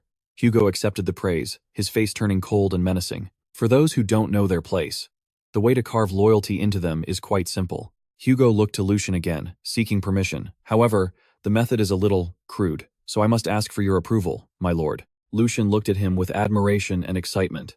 Just as I thought, he's quick on his feet. This is exactly why I recruited Hugo. Lady Luck is truly smiling on me. Hugo is still in the early stages of his poison making. If he gets any better, even I won't be able to control him. Snapping out of his thoughts, Lucian walked over and patted Hugo on the shoulder. Of course, you have my permission. In fact, that's exactly what I want. Lucian looked at the servants like they were prey. Don't hold back. Make them see the light. Hugo's eyes met his. As you command. He then walked toward Mac. As everyone watched, the old man looked at the towering figure before him, a sense of fear creeping in. What is he going to do? Mac seemed so small compared to a man like Hugo. Up close, he's terrifying. He looks like a common criminal, doesn't he? But then, he tried to reassure himself. Don't be afraid. He's probably just some street thug. He gave Hugo a condescending, arrogant look. Listen here. I'm giving you some advice as someone who knows how things work around here. You'd better watch your mouth. Hugo glared as the old man blustered on. Do you have any idea how ruthless Lord Geordie is? The tides turned a long time ago. Hugo's fist tightened, veins popping in anger. You're not foolish enough to bet your life for a measly paycheck, are you? When Mac finished speaking, Hugo, radiating a murderous aura, replied flatly. Such pathetic last words. The cryptic remark left the old man frozen in confusion. What? Before he could say another word, a vicious punch slammed into his face. A man like Hugo didn't hold back. If anything, he put more force into it. The surrounding servants' shock quickly turned to horror. Mac was sent flying through the air like a rag doll. While Han stared, wide-eyed in astonishment, Lucian, in stark contrast, was thoroughly enjoying the show. Mac lay struggling on the ground, looking like he'd lost half his life. One of his cheeks was horribly caved in, and it looked like several of his teeth had been knocked loose. The servants snapped out of their stupor and immediately rushed forward to stop him. What do you think you're doing? This is assault. Just because the young master brought you here, you think you have the right to act like this? Hugo answered, completely unfazed. My authority is more than sufficient. He let out a cold laugh, looking at the crowd as if they were nothing but sewer rats. Because I have plenty of experience putting rabid dogs like you in their place. The teacup on the table was still steaming. Mac, for his part, still hadn't fully recovered from the blow. The large room was suddenly filled with noise. Jenny was being dragged inside by two guards. Let me go, I said. Unhand me. She continued to make empty threats. Do you people really think you'll get away with this? One of the guards escorting her yelled in frustration. Shut your mouth and walk. Do you still not understand your situation? Jenny's face was red and swollen on one side, yet her tone was as arrogant as ever. How dare you raise your voice at me? She continued to threaten her escorts. You will all pay for this. But the next second, she was confronted by the terrifying silence of the room she had entered. Every servant in the room was as pale as a sheet. Then, a voice made an announcement. Young Master Lucian, as you commanded, we have brought the head maid, Jenny. After the announcement, the room fell silent again. Lucian stood in front of a window, bathed in light. He slowly turned, waving his hand with a cheerful smile. Ah, you've arrived? Lucian said lightly, as if ignoring the scene before him. I only asked them to summon you. Jenny gritted her teeth and trembled, unable to form a reply. Lucian continued, but it looks like my men were a little too enthusiastic. She shrieked, as if believing he was powerless. What is the meaning of this? Do you really think you can just walk away from this? Jenny struggled against the guard's grip. If you think I'm scared, you are dead wrong. Lord Geordie will not let this slide. She brazenly threatened Lucian. If you stop this right now, I'll see to it that this incident is resolved smoothly. He just laughed, finding her audacity amusing. Oh my. And who said you would be the one handling this? Then, his long, slender fingers picked up a whip from the table. He tapped it gently against his palm, his voice calm. We're just getting started. Jenny flinched at Lucian's next sentence. Headmaid, if you have any last words, now would be the time to say them. He stared at her with a deathly gaze and pronounced his judgment. Because today, you are going to die. Execution. It has always been the clearest, most effective method of deterrence. It's justifiable, the target is clear, and there's no ambiguity in who receives punishment. It means I don't have to do a complete internal purge. Lucian calmly stepped in front of Jenny. She froze, still reeling from his words. Her lips were pressed into a thin line, fear etched all over her face. Lucian's eyes never left the woman for a single second. This is all it will take. His hand tightened its grip on the whip, including what I do today. I will make the Grand Duke see with his own two eyes that the useless third young master is a thing of the past. With that thought, he gestured to a man standing nearby. The man understood instantly, rushing forward and forcing Jenny to the ground. Her knees slammed onto the floor with a heavy thud. She was forced to her knees before Lucian, a picture of defeat. Yet, even then, Jenny continued her defiance. Young master, I strongly advise you to reconsider your decision. Did you just say you were going to kill me? Her eyes, like a viper's, were locked on Lucian. If you so much as harm me, even if you leave a single scratch on me, do you really think Lord Geordie will overlook it? She played all her cards as if they were protective charms. Furthermore, my mother was Lord Geordie's wet nurse, and as her daughter, I am practically a sister to him. Lucian looked down at the woman before him with utter disdain. Is that all you have to say? This could be your last chance. Do you still want to keep repeating those same words? He whispered, casting a deathly gaze down at her. Wouldn't it be a bit pathetic if the only thing you could do before you die is scream my brother's name? He urged gently, looking at her stunned face. If you have any other backup plans, why don't you try telling me what they are? Jenny still refused to let go of her last lifeline. I was just saying, Lord Geordie. Lucian cut her off in annoyance. Headmaid, it seems you're under a grave misunderstanding. I have more than enough reasons to kill you, from insubordination and neglect of duty to inciting embezzlement. He uttered each word like an icy wind sweeping over Jenny. And another thing, don't think that just because we were raised on the same wet nurse's milk, you can forget your place. Do you really think that Lord Geordie you keep crying out for can save you? Lucian didn't care much for his brother. At worst, he'd get a light punishment and that would be it, but if their father intervened, even his brother couldn't do a thing. He replied with a smile that was both cunning and cold. He might even think I'm reasonably disciplining an unruly horse. Every word stabbed at Jenny's heart. Or he might even reward me for it. Who knows? Lucian stood up straight and spoke clearly. Geordie is nothing special. He's just one of the heirs to the succession, just like the man standing before you now. I already gave you a chance. You brought this situation on yourself. At this, her hands trembled behind her back. Jenny could no longer maintain her arrogant expression. It was replaced by a face filled with terror. I was wrong. Young master, please, spare my life. The only response was silence from Lucian. He ruthlessly swung the whip in his hand. Blame your own fate. Outside, the estate remained as peaceful as ever. In the hallway, a few figures rushed by like the wind. Geordie anxiously thought to himself, this can't be happening. Things shouldn't have gotten this bad. His gaze was heavy as he stared straight ahead. Just a few days ago, Jenny was trampling all over him to the point he had to flee. So why is he suddenly declaring he's going to kill someone? What in the world is going on? And that wasn't the only suspicious thing. Because he'd anticipated something like this, he had already sent men to watch Lucian's estate. How could the servants not have tried to stop Lucian? He also realized that everything was in chaos. Even though he had prepared for this, things had still gone too far. Geordie panted for breath in front of Lucian's door. This means he's already won over all the servants. A nearby attendant tried to reassure him. Young master, there must be some mistake in this report. You need to calm down. Another shared the same thought. That's right, with his personality, there's no way he'd dare harm anyone. The attendant was certain he wasn't wrong, because to him, Lord Geordie was the most terrifying person there was. Right, this situation is truly bizarre. Just then, a piercing scream echoed from inside the room. The door was flung open, and droplets of blood dripped into the silent space. Jenny collapsed under Lucian's merciless whipping. The sight was horrifyingly gruesome. Geordie immediately lost all composure. What the hell do you think you're doing? Lucian just glanced over casually, as if nothing was wrong. Elder brother, what brings you here? Pardon me, I'm busy at the moment. Come back another time. Today, I absolutely must uproot this filth once and for all. The two attendants beside him stared blankly, as if unable to believe their own eyes. Hugo, get her up. As you command, young master. Geordie couldn't take it anymore, and ordered, Oliver, Jack, get over there and drag Jenny back here immediately. Sir, the two men charged toward Lucian like a gale. He didn't even flinch, only speaking in a soft voice. Hugo, if anyone dares to come within 3 steps of us, showing Geordie no respect whatsoever, slit this headmaid's throat. He then turned back, a crazed, provocative look in his eyes as he stared down the group. I will take full responsibility for everything. Hearing this, the two attendants immediately froze in their tracks.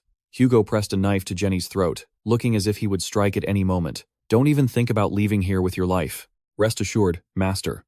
At this point, Jenny had lost all of her initial arrogance. She looked up with a tear-streaked face, pleading, Lord Geordie. Geordie raised his hand and roared, trying to intimidate them. Put that knife down now. If you dare defy my order at a time like this, it won't just be you, but your entire family that I'll have beheaded and hung on the city walls for all to see. But the response he got from Hugo was a flat-out refusal.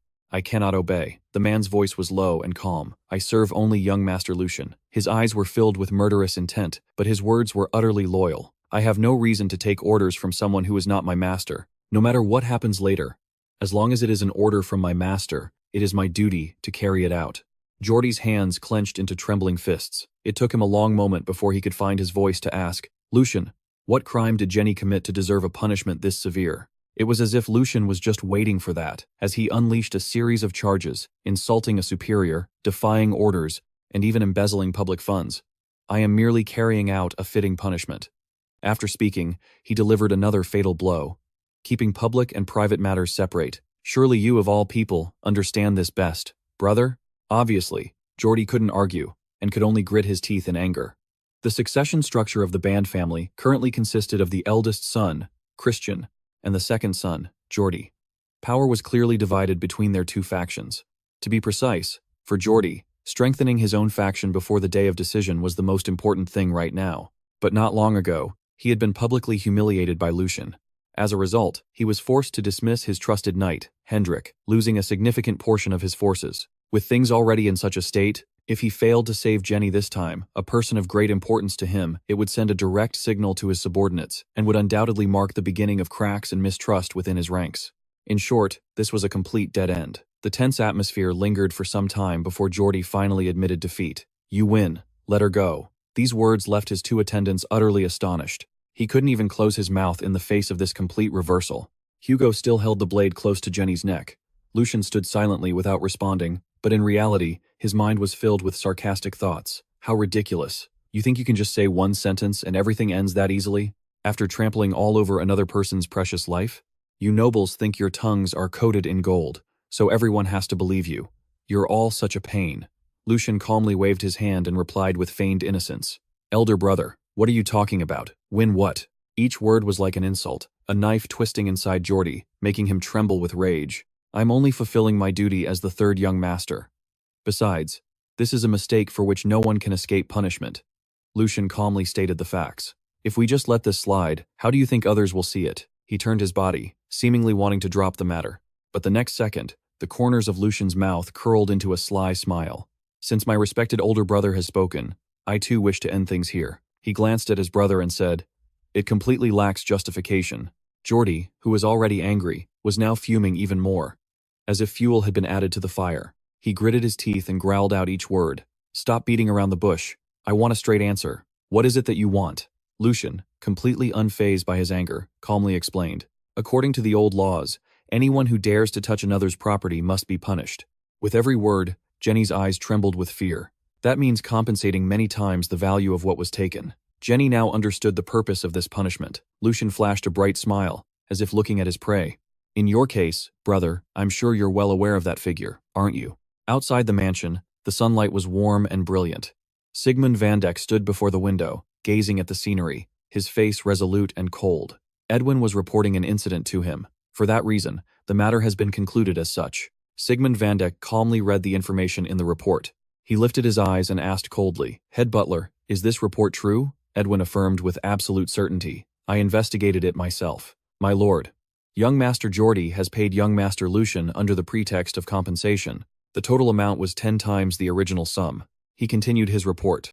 As for young Master Lucian, he brought in an outsider named Hugo to quickly purge the spy network. The purge took place in the logging area. Sigmund Vandeck listened calmly. As a result, the third young master's logging operations are now very stable. The details Edwin recounted echoed in his mind. That area is now under stricter control than anywhere else. A sound came from outside. Sigmund Vandeck spoke. Come in. Lucian entered and bowed respectfully. I heard you summoned me. Father. Sigmund Vandeck glanced at him briefly. Suddenly, an indescribable silence fell over the room. Lucian felt something was off. That gaze seemed slightly different from before. Just then, Sigmund Vandeck suddenly spoke up. It seems you've been causing quite a bit of trouble lately, haven't you? Lucian answered him without hesitation. It's not yet at a level I'd call major. I was simply disciplining a servant whose own master couldn't even control him. His father gripped the arm of his chair and spoke. But the outcome is that you've shamed your older brother. Sigmund Vandeck said calmly. He will surely hold a grudge for this. Are you certain you can handle it? Lucian, unafraid, answered directly. Regarding this matter, I am prepared to accept any consequences. I am merely re-establishing order and hierarchy. He then broke into an arrogant smile. If I were to shy away from what must be done out of fear of the consequences, would the name Vandeck even have any meaning? Sigmund Vandeck remained silent as Lucian continued. I only choose to do what is necessary to prevent the family's reputation from being tarnished. Finally, he just closed his eyes and gave a slight nod. He suddenly spoke, breaking the monologue. If Geordie continues to provoke you relentlessly, then he issued a command-like statement. It is your right to retaliate. But just then, Sigmund Vandeck's attitude took an unexpected turn. However, if that clash goes too far, he dropped a bombshell that stunned Lucian. I will side with Geordie, regardless of who is right or wrong. He couldn't help but ask, Father, what is the meaning of that? The reply was Sigmund Vandeck's cold expression. Is there anything to be surprised about? He spoke with clear-headed impartiality. Geordie may be a bit hot-headed, but his contributions to the family are not insignificant. Unlike you, who has let a year pass by meaninglessly, as the head of the family, it is only natural to choose the one who contributes more. Lucian scratched his chin, mulling over those words. If I'm not mistaken, you're telling me to surpass my brothers. Sigmund Vandeck did not deny it. Accumulate power and bring benefit to the family. He looked straight at his son and said in a stern voice, Then you will find the answer for yourself. How could Lucian not understand his father's intention by now? He was deliberately applying pressure to force him to act. His mind raced at full speed. And if he's willing to be this assertive, it means the succession structure is about to be decided. Lucian suddenly broke into a proud and confident smile. That's why, before it's too late, he wants to push me to seize this opportunity quickly. Is this always the role of a father? Very well, if you're that concerned for your son. Lucian pulled out a piece of paper, placed it on the table, and said calmly, Father, allow me to speak frankly. He pushed the stack of documents in front of Sigmund Vandeck and said loudly, What would you think if I told you I've already prepared my next move? Lucian's face lit up. And what's more, it's a big move. Outside, everything was separated by silence. Sigmund Vandeck was intently reading the document in his hands. A moment later, his hand tightened until the veins bulged. He looked straight at Lucian and asked, Is this report true? If you fabricated this for credit, confess right now. Lucian's reply was firm. It is the truth, without a single falsehood. His next words rendered his father momentarily speechless. I have captured the insider who was operating to distribute pharmaceuticals under the orders of the Marquis Logan's family. Lucian spoke up, eager to prove himself. You can verify it right now. The next second, a wave of power was suddenly unleashed all around. Sigmund Vandeck's voice boomed with rage. That shameless Marquis. His eyes blazed with fury. How dare he defile Vandeck territory? Even standing there, Lucian could feel the immense pressure. This was the sword that protected the Empire, the head of the Vandeck family. He silently swallowed, the pressure so intense it was hard to breathe. Lucian then spoke up to break the heavy tension. "Father, if I may be so bold, could I say a few more words?" Sigmund asked coldly. "What is it?" Lucian then voiced his concern. "Even if we report this incident to His Majesty, the Logan Marquisate will surely sacrifice a pawn to save themselves. Since all their meddling was done through the merchant guilds under their control, there will be no official trace of their direct involvement. Furthermore, if we think about it more deeply, His Majesty has always been wary of disputes between factions, so in the end, he would just step in to mediate." As Sigmund listened, he was surprised, assessing the boy's ability to read the situation. Meanwhile, Lucian was still lost in his own speculations. In other words, even though they've caused such a massive problem for the One Wand family, they'll just lose a bit of money and the whole thing will blow over. We should at least take an arm from them, like knocking a key piece off a chessboard. That's only fair. The room suddenly fell silent. Sigmund slowly sat back down in his chair. He looked at Lucian and said calmly, "Tell me clearly what you intend to do." "Given permission," the boy quickly explained. "How can we make it so they can't escape? I already have what I need. Not long ago, an inside man came to me to surrender. Although he doesn't have a title, he is highly trusted by Logan and has climbed to a high-ranking officer position." A memory flashed through Sigmund's mind. Logan had taken in an outsider named Hugo. He then realized that the Hugo that Edwin the butler mentioned that day was this very informant. Could it be that he predicted this situation? He tapped his fingers lightly and asked, "Are you planning to use a traitor to turn their own tricks against them?" Lucian answered, without hiding anything. "That's right. It will be very difficult for them to suspect that one of their own high-ranking officers would betray them." Sigmund showed no expression as he listened to the explanation. "I've arranged it so they think the plan is still proceeding smoothly. Before long, a key figure from the Logan family will be forced to show themselves directly." After a moment, his voice slowly echoed in the room. "This is no ordinary plan." Facing the boy's surprised look, he calmly pointed out its flaw. "However, your plan has a massive hole." Sigmund, like a supreme king who sees through all, continued, "And that is, you are betting on a single variable, that traitor." Instantly, the only sound in the room was his lecture. "Rivers and mountains may change, but a person's nature is difficult to alter. Lucian, you must carve this into your very soul. Never, ever, walk even half a step with someone you can't trust." Lucian's lips suddenly curled into a mysterious smile. He then replied, "I don't trust him. I'm betting on his ambition." This statement confused even Sigmund. "Ambition?" Lucian explained clearly. "He said he wants to become a knight and have his name be famous throughout the empire." He repeated what Hugo had once told him. Sigmund couldn't help but scoff. What arrogant words from someone who doesn't know their place. Lucian paid little mind to his tone. But for any man, that is a dream they would passionately crave. Lucian's face shone with conviction. "I will bet on that very dream." Sigmund rested his chin on his hand, reluctantly offering praise. What an emotional reason. He then proposed another scenario. "If he messes everything up, what do you plan to do?" Lucian calmly gave a satisfactory answer. "If that happens, I will not evade my responsibility. The mistakes of a subordinate are the responsibility of their master. I am staking my own life on this. I am prepared to pay for it with my head if I must." Sigmund listened and remained silent. The tension in the room began to ease. Without warning, Sigmund suddenly spoke. "When you've recovered, come to the training grounds." Lucian was taken aback by this turn of events. "Sir?" His father looked at his son with a calm expression and said, "I will teach you the heart sword. From this moment on, you are also one of the candidates for the position of the next family head." The large mansion was bathed in sunlight, and then night slowly fell. Candlelights flickered in the dark night. Sigmund was reading a book, with Edwin behind him. Edwin bowed and spoke, "This is truly shameful. My lord, for something like this to happen right under the nose of the proud One Wand family." Sigmund closed his book and interrupted, "Enough. I was the one who ordered all of you to focus on the border issue. I know that task alone was enough to drain you of all your strength. The fact that my third son discovered it first was probably just a stroke of luck. After all, this was a plan His Majesty put all his effort into concealing." Edwin stated bluntly, "His goal isn't money or expanding his influence. It's clear he intentionally wants to tarnish your honor, my lord."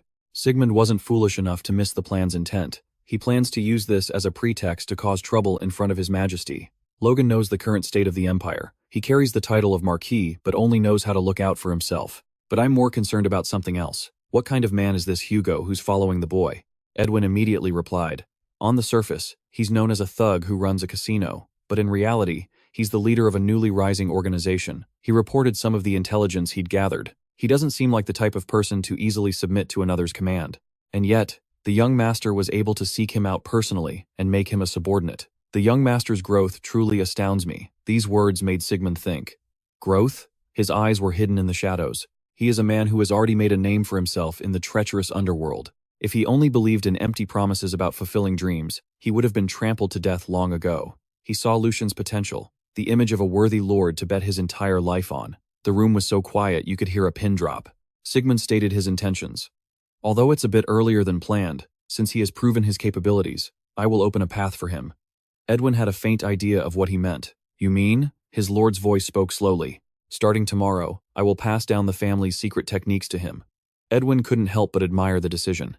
That is a wise decision, my lord. Have you chosen someone to teach the young master swordsmanship? Sigmund stated plainly. Without hiding anything, I will ask Knight Eason. Edwin was quite surprised to hear that name. Sigmund's voice seemed to drift into the endless night, though it is a bit of a shame to disturb his rest. In a distant land, a lone stream of light pierced the black of night. A figure sat on the ground, bathed in its soft glow. But surely, this would be a meaningful time for him. The moon outside climbed higher, and an incredulous voice echoed, Really? Han, with tears streaming down his face, asked again and again, What you just said. You weren't joking, were you? He leaned in close to Lucian to be sure. Have you really become the official successor candidate? Lucian was exasperated with the man in front of him. How many times do I have to tell you for you to believe me? Han, Hugo, do something with this kid. Getting the signal, Hugo quickly wrapped his arms around Han. He lifted him up with ease, rescuing Lucian. Senior, please calm down. Hugo continued calmly. With the young master's qualities, isn't this only natural? Besides, considering the path he will walk in the future, he advised Han frankly, it's not good for a right-hand man like you to be so shaken. Han froze in midair at those words. What? A second later, his face turned a strange shade of red. I'm the right-hand man? His eyes went wide, and his mouth hung open. Han immediately put on an act. Oh, goodness. Right-hand man? What are you talking about? Of course, it's true I've served the young master the longest, but I still have many shortcomings. Besides, we have an outstanding talent like you here. Junior, how could it possibly be me? Hugo didn't take the bait, remaining as humble as ever. As expected of you, Senior Han. Han was embarrassed but also very pleased. Why do you keep saying that? My left hand, Junior Hugo. Lucian, watching all of this, felt a sense of satisfaction. Hugo, with his experience, was certainly different. He stood up straight and addressed the two before him. Han, what Hugo said isn't wrong. The reason I told only you two before this is officially announced to the family is precisely for that reason. His gaze shifted coolly to the side. Lucian observed Han for a moment. Han was timid, and his weak nature could be a liability, but he had his reasons for keeping Han around. However, he genuinely cared for Lucian, and had enough perseverance to stand firmly by his side, even in the most dire of circumstances. Because of that, if he could just gain some experience, grow, and become talented enough to manage internal affairs, he would become a more reliable pillar of support than anyone else. Lucian's eyes then shifted to the other side. As for Hugo, there was no room to doubt his abilities. He was very pleased with Hugo's performance. All he needed to do was pave the way for him to become a knight. Only then could he maximize Hugo's potential, and he would become a knight in his service. He would serve as a sharp sword in the future. Now was the time to prioritize quality over quantity, one person at a time. I just need to build a solid foundation for them. Lucian gave his two capable followers a bright smile. It's going to get busy from now on. Both Han and Hugo listened to his words with serious expressions. The road ahead was a journey he couldn't walk alone. Lucian looked at the two of them seriously and said, It can only be completed with you by my side. Hugo replied respectfully, I will not disappoint you, young master. On the other hand, Han accepted with a burst of energy. Yes, young master, just leave it to us. A new day arrived as sunlight streamed down into the massive estate, which also housed a training ground. Lucian was standing there, preparing to train. He took a slow, deep breath, lost in thought. In my past life, I scoured every corner of the continent, searching for just one thing, the martial essence of the ancestors, the thing that was said to elevate one's swordsmanship to a new realm, and among them, a realm even higher than master-level swordsmanship. But after suffering like a dog, what I ended up with wasn't the master-level technique I so desperately craved. It wasn't even the intermediate-level swordsmanship that only knight captains could learn, but a basic version used by knight apprentices. Even knowledge of these techniques wasn't something one could easily access without noble blood. Just getting the chance to learn a single sword style, as a mere mercenary, was a blessing from the heavens. But then, people who were originally no match for me learned higher-level techniques and completely overwhelmed me. And every time I failed to protect my comrades because of it, I was tormented by a thirst and a craving for those techniques. Lucian's hand clenched tightly in the air.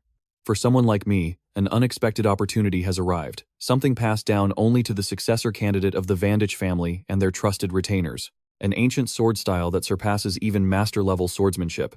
He was filled with determination at this chance, the chance to learn the Lionheart sword. Lucian couldn't help but smile. Just how wonderfully complex is this sword style, I wonder? He suddenly snapped out of his thoughts. Lucian let out a breath to calm himself. I haven't even started, and I'm already this tense. He glanced around. There was still some time before his scheduled sword lesson. I was so excited, I've been pacing around here since dawn. He bent down and began his exercises. It's best to calm my mind by circulating my aura before the lesson. Lucian sat on the ground in a meditative posture. In my past life, there was no formal system. I learned swordsmanship by secretly watching others' moves, or by picking up scraps of knowledge here and there, so I never even had anyone to call a master. A satisfied smile crept onto his lips. Being reborn into a new life really is different. The sunlight enveloped Lucian, creating a peaceful scene. Everything around him was quiet. Outside, white birds soared through the air as a figure appeared near the training ground. The person quietly observed Lucian down below. Izen assessed him internally. A considerable amount of time has passed. Yet the boy hasn't wavered even a little. He recalled a few past memories. Did something trigger this change? I no longer see the weak image he once had. Before this, Lucian Vandeck had come to him with a request. Sir Izen, could you become Lucian's sword instructor? His voice was gentle but extremely serious. I thought there was no hope. But looking again, there are some very remarkable aspects to him. It might even be a brief pastime for you. Izen didn't hide his impressed expression. If his grace says so, then his talent must be extraordinary. Lucian Vandeck felt that word wasn't quite right. Talent? He gently added. Rather than that, it's his mindset that's surprising. You'll understand what I mean when you see for yourself. And that was why he was here at the training ground. His gaze was like a blade that had been sharpened 1,000 times. The Sword Saint. Izen Brittner. Chapter 16. The Sword Saint. A transcendent being who has reached the limits of aura manipulation and completed the awakening process. A supreme title bestowed upon one who has reached the pinnacle of swordsmanship. An existence so rare, even in the long history of the Empire. To swordsmen, he was like a god. Lucian stood before him, his thoughts in a jumble. Such a legendary figure. He couldn't hide the astonishment on his face as the man stood right before his very eyes. Everyone knew the man with the white hair and dignified air. Sword Saint Izen approached and bowed to him. It's been a few years since the Grand Duke's birthday. It's a pleasure to see you again, young master. He got straight to the point and introduced himself. I am Izen. From this day forward, I will be your instructor. Lucian was still standing there, completely stunned. This morning, Han had informed him that he'd be learning swordsmanship from a knight who had served the Onech family for generations. But he really should have specified that it was the Sword Saint. He regained his composure and bowed politely. It is an honor to be taught by the Sword Saint. I look forward to your guidance and instruction, sir. That display of respect made Izen laugh instantly. I'm just an old man hiding behind an empty title. His words astonished Lucian. Furthermore, you are the candidate to become the next head of the family. Why would you bow your head so easily? Without hesitation, he offered an explanation. While I cannot diminish the status of my family, how could I possibly ignore basic courtesy? Lucian's face was filled with seriousness and integrity. Regardless of our status as master and servant, you are a man worthy of respect. Izen was frozen by the boy's earnest demeanor. He spoke reluctantly. If you're that insistent, then just do whatever makes you comfortable. Getting his way made Lucian overjoyed. Thank you for understanding. He didn't prolong the matter. Well then, let's begin training right away. Lucian replied excitedly. Yes, I'm ready. Izen gestured outside and said, Young master, let's start by running laps around the outdoor training grounds. Lucian immediately got into position, ready to dash off. He bent his knees slightly to get a head start, looking up excitedly and asking, Do we start right now? Izen immediately stopped him. Wait, young master. Yes? Lucian asked, puzzled. Is something wrong? He gently prompted. Don't you have any questions? Like why you have to run? Or how far? Or what the meaning is behind this? Lucian smiled brightly and gave an unexpected answer. I am curious, but aren't you asking me to do this because it's necessary? There must be a reason why you haven't explained it. He placed a hand on his chest and declared firmly, As a student, I only need to follow my master's words. Izen silently came to a firm conclusion. That reaction and that look in his eyes are completely different from other young masters. This child holds a pure admiration for swordsmanship. Now I understand the Grand Duke's intentions. He didn't keep Lucian waiting and replied, Very well, young master. As soon as his words ended, the boy shot off like an arrow. He ran as fast as the wind. Let's start right now. The sight of the young boy running was both heroic and refreshing. Izen watched him train from a high vantage point. Lucian didn't slow down at all, running with extreme diligence. His long strides ate up the ground. As for Lucian, he had already partially guessed the meaning behind this exercise. Actually, there's another reason I followed his orders without question. It's because I had already guessed the true purpose of this run. He's testing his disciple's character. In other words, he's measuring my potential. Back when I was a mercenary captain, I used a similar method. You can learn a lot just by observing their reactions and attitudes. He continued to push himself on the field after several laps. Suddenly, Lucian's gaze shifted towards Eisen. My earlier words were, in fact, meticulously planned. I've shown my mindset with a decent enough answer, so now there's only one thing left. Endurance. I'll run until I collapse. An hour later, Lucian, with a bewildered expression, realized something was very wrong. He looked at his hands and then his feet in confusion. What is this? This shouldn't be happening. I've been running at full speed this whole time, but I don't feel tired at all. In fact, the more I run, the lighter my body feels. Lucian couldn't explain these unusual phenomena. All I did to recover my body was drink a few potions. The only other exercise I've done is take walks. How can this be?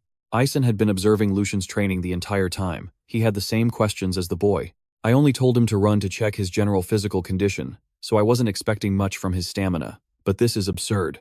Not a single drop of sweat had fallen, and his breathing was as calm as a placid lake. Even a knight who has trained with mana for years would find it difficult to maintain this composure. Just then, he suddenly remembered something from when he first arrived at the training grounds. Lucian was sitting and meditating. Could it be? On the completely empty training grounds? Eisen calmly walked down to the training field. He stood in Lucian's path to stop him. Stop. That's enough running. The boy, surprised, asked. Yes? Is something wrong, sir? Eisen then spoke in a serious tone. Are you even using mana? He said it, in a voice devoid of emotion. Young master, let me ask you something. This morning, the way you calmed your mind and regulated your body, it seemed he already had an answer in mind. But he needed confirmation. Was that mana circulation, not simple meditation? Unsurprised, Lucian answered. If you're referring to what I was doing in the indoor training hall, he replied in a very natural manner. Then yes, I was circulating my mana as you said. I find there's no better way to clear my thoughts. After hearing him speak, Eisen silently calmed himself. So, my guess was correct. He then stepped forward and took Lucian's hand. Pardon my rudeness, but I'd like to check your physical condition. Eisen gently instructed, don't move, even if it feels a bit strange. His hand quickly channeled a stream of power inside him. Threads of energy crept through every pulse point. Eisen silently felt everything. Immediately after, his eyes widened in utter astonishment.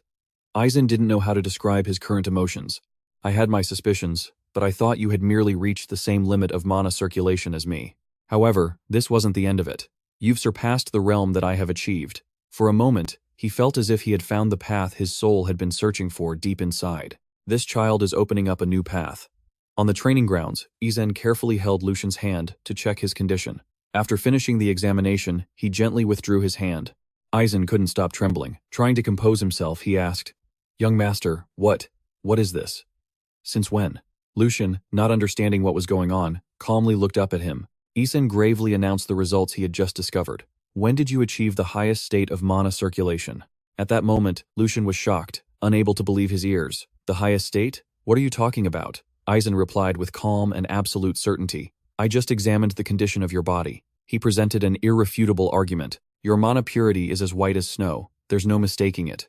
Based on his knowledge, Eisen could be absolutely sure. Furthermore, your body has already self-regulated to maximize mana efficiency to its absolute limit. You could say it's in the most perfect state possible. The energy flows continuously, without rest, just like a water wheel. He kindly explained everything to Lucian. This is a state that masters spend their entire lives training to achieve, and only a very small number of people ever reach this realm. Lucian silently smiled with confidence, very pleased with this body. Even though Eisen had a faint suspicion, he never imagined the boy's body would be this close to perfection. After this revelation, Lucian made a decision of his own. If that's the case, then I have no reason to hide it any longer. After all, I have many questions about my own body as well. He placed his trust in Eisen as a good guide, knowing these were questions that only someone at the level of a sword saint could answer. Lucian no longer hid anything and slowly confessed. If you must know the answer, I started circulating my mana about a month ago. My mana circuits were already open from the start. This statement directly stunned the old man even more. Lucian also mentioned some other issues. I've heard that circulation causes pain and blockages, but for me, I didn't feel any of that at all. Hearing Lucian's confession, Eisen's recognition of him grew. This truly surpassed his wildest imagination. It took him decades of arduous training to reach this realm. Doubts about the boy began to form in Eisen's heart. Perhaps the legends of swordsmen whose ultimate moves could cleave mountains and stop rivers were true after all.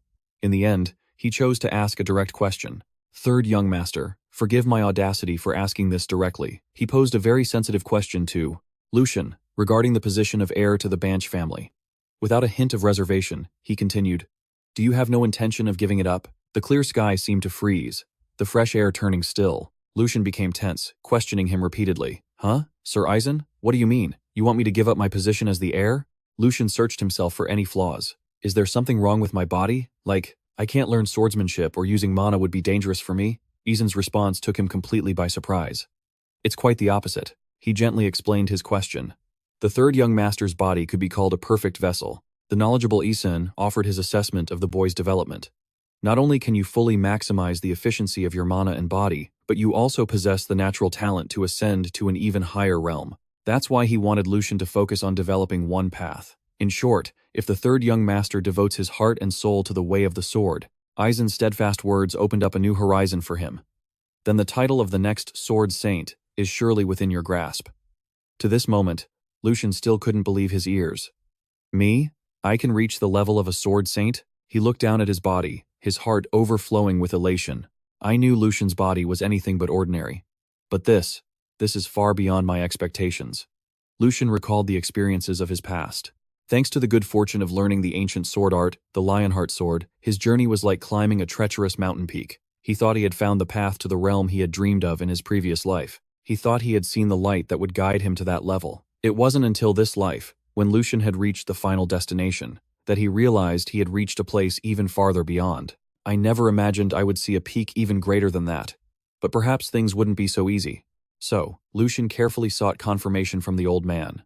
Are you saying I must choose one or the other, because being the heir and pursuing the path of the Sword Saint cannot go hand in hand? Eisen nodded, confirming the meaning behind his words. That is correct, third young master. But in truth, he couldn't afford to wait. To be more precise, my time is running short. He looked at his own rough, wrinkled hands and understood clearly. Although the flow of mana allows me to move at this age, with one foot in the grave, I can no longer deny the aging of my body. He extended a hand towards Lucian and spoke sincerely. For me to be able to pass on all of my skills while I'm still alive, even if you were to pour all your effort into the way of the sword, time is still far too tight. Lucian knew from his past life that this was true. If I remember correctly, the Sword Saint will pass away in 8 years. He's right, there really isn't much time left. However, Lucian was still hesitant, unable to decide. Deep down, I want to accept the Sword Saint's offer and focus only on swordsmanship. But, because more than anyone, he had seen the true nature of this world. The chaotic world of the future wasn't a place where strength alone could solve everything. No matter what, he couldn't take this lightly. The ones who managed to survive and walk out of that hell were all people who held legitimate authority. Lucian clenched his hands into fists, finding it incredibly difficult to choose, even though this is the opportunity I've always dreamed of. In the end, he chose to refuse Eisen. I'm afraid I have to apologize to you. Sir Eisen, he spoke clearly, stating his desire directly. I wish to live as a member of the Banch family until the very end. Lucian bowed his head, his voice tinged with a sad reluctance. Although you have made me a wonderful offer, I cannot accept it. I am truly sorry. Eisen didn't blame him at all, instead, taking the fault upon himself. I am the one who should be ashamed for putting the third young master in such a difficult position. He spoke of his own past regrets. I don't know what I was doing when I was young, only to develop such greed in my old age. And so, he simply wanted to affirm his own existence through the boy. Perhaps I just wanted to leave my mark on this world through you, young master. Hearing those candid words, Lucian fell silent. After a moment, Lucian began to speak. Sir Eisen, what if? Eisen looked up, waiting for him to finish his sentence. Lucian, with immense confidence, made a proposal to him. What if there is another? What would you think if there was one more person who possessed such talent? Elsewhere, in a wide open space, the sound of galloping hooves thundered in the wind. A young man skillfully rides his horse over an obstacle, when, from a distance, a figure is seen rushing toward Joshua Vandeck. Pow hurriedly reported the situation to him. Young master, the rumors about the third young master, they're true. Immediately, Joshua Vandeck stopped his horse in front of him. He asked in a scornful voice, What did you say? So that ridiculous story they've all been gossiping about is actually true? Joshua Vandeck swept his hair back, looking utterly displeased. The one about that idiot being recognized as the new heir? Joshua Vandeck, the fourth young master of the Vandeck's family, muttered. Then, he abruptly dismounted his horse. Pow quickly confirmed the information for Joshua Vandeck. The rumor is true. The Grand Duke has listed the third young master among the heirs. It has now been confirmed that he mentioned several other things as well. He's training in swordsmanship with Sir Eisen, too? Hearing this news made his mood plummet. Damn it, it's one irritating thing after another. Just dealing with my other two brothers was already tiring enough. Joshua Vandeck was furious at this emerging threat. And now some new pawn for the neutral faction just pops out of nowhere? He threw the towel in his hand, forcefully to the ground, to vent his anger. Joshua Vandeck continued to curse Lucian's name. Can't that guy just stay quietly in his room like the useless trash he is?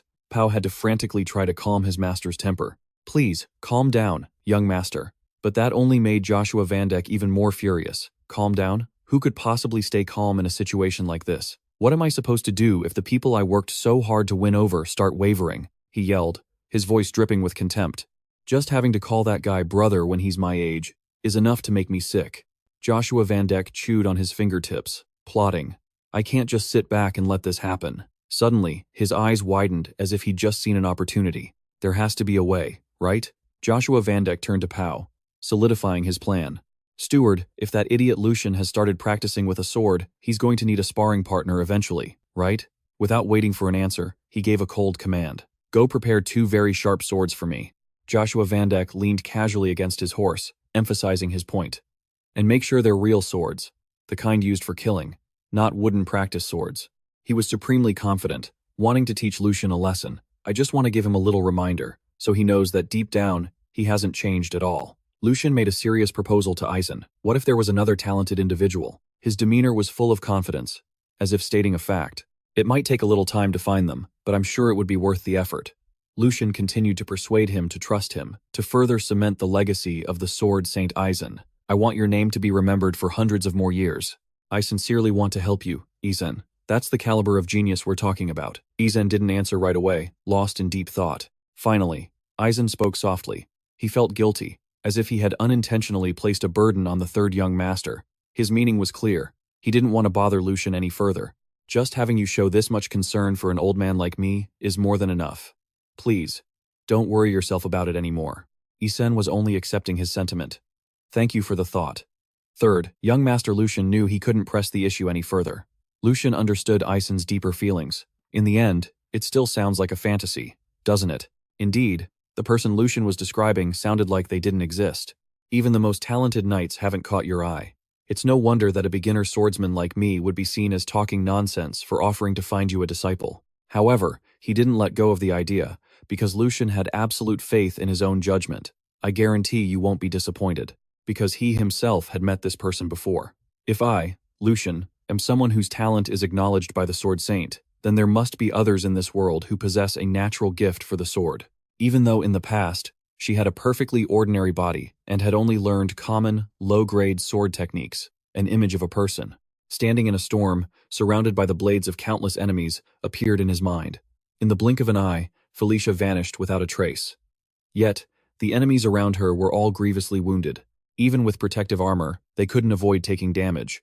Felicia had swiftly resolved everything with nothing but her pure, natural talent.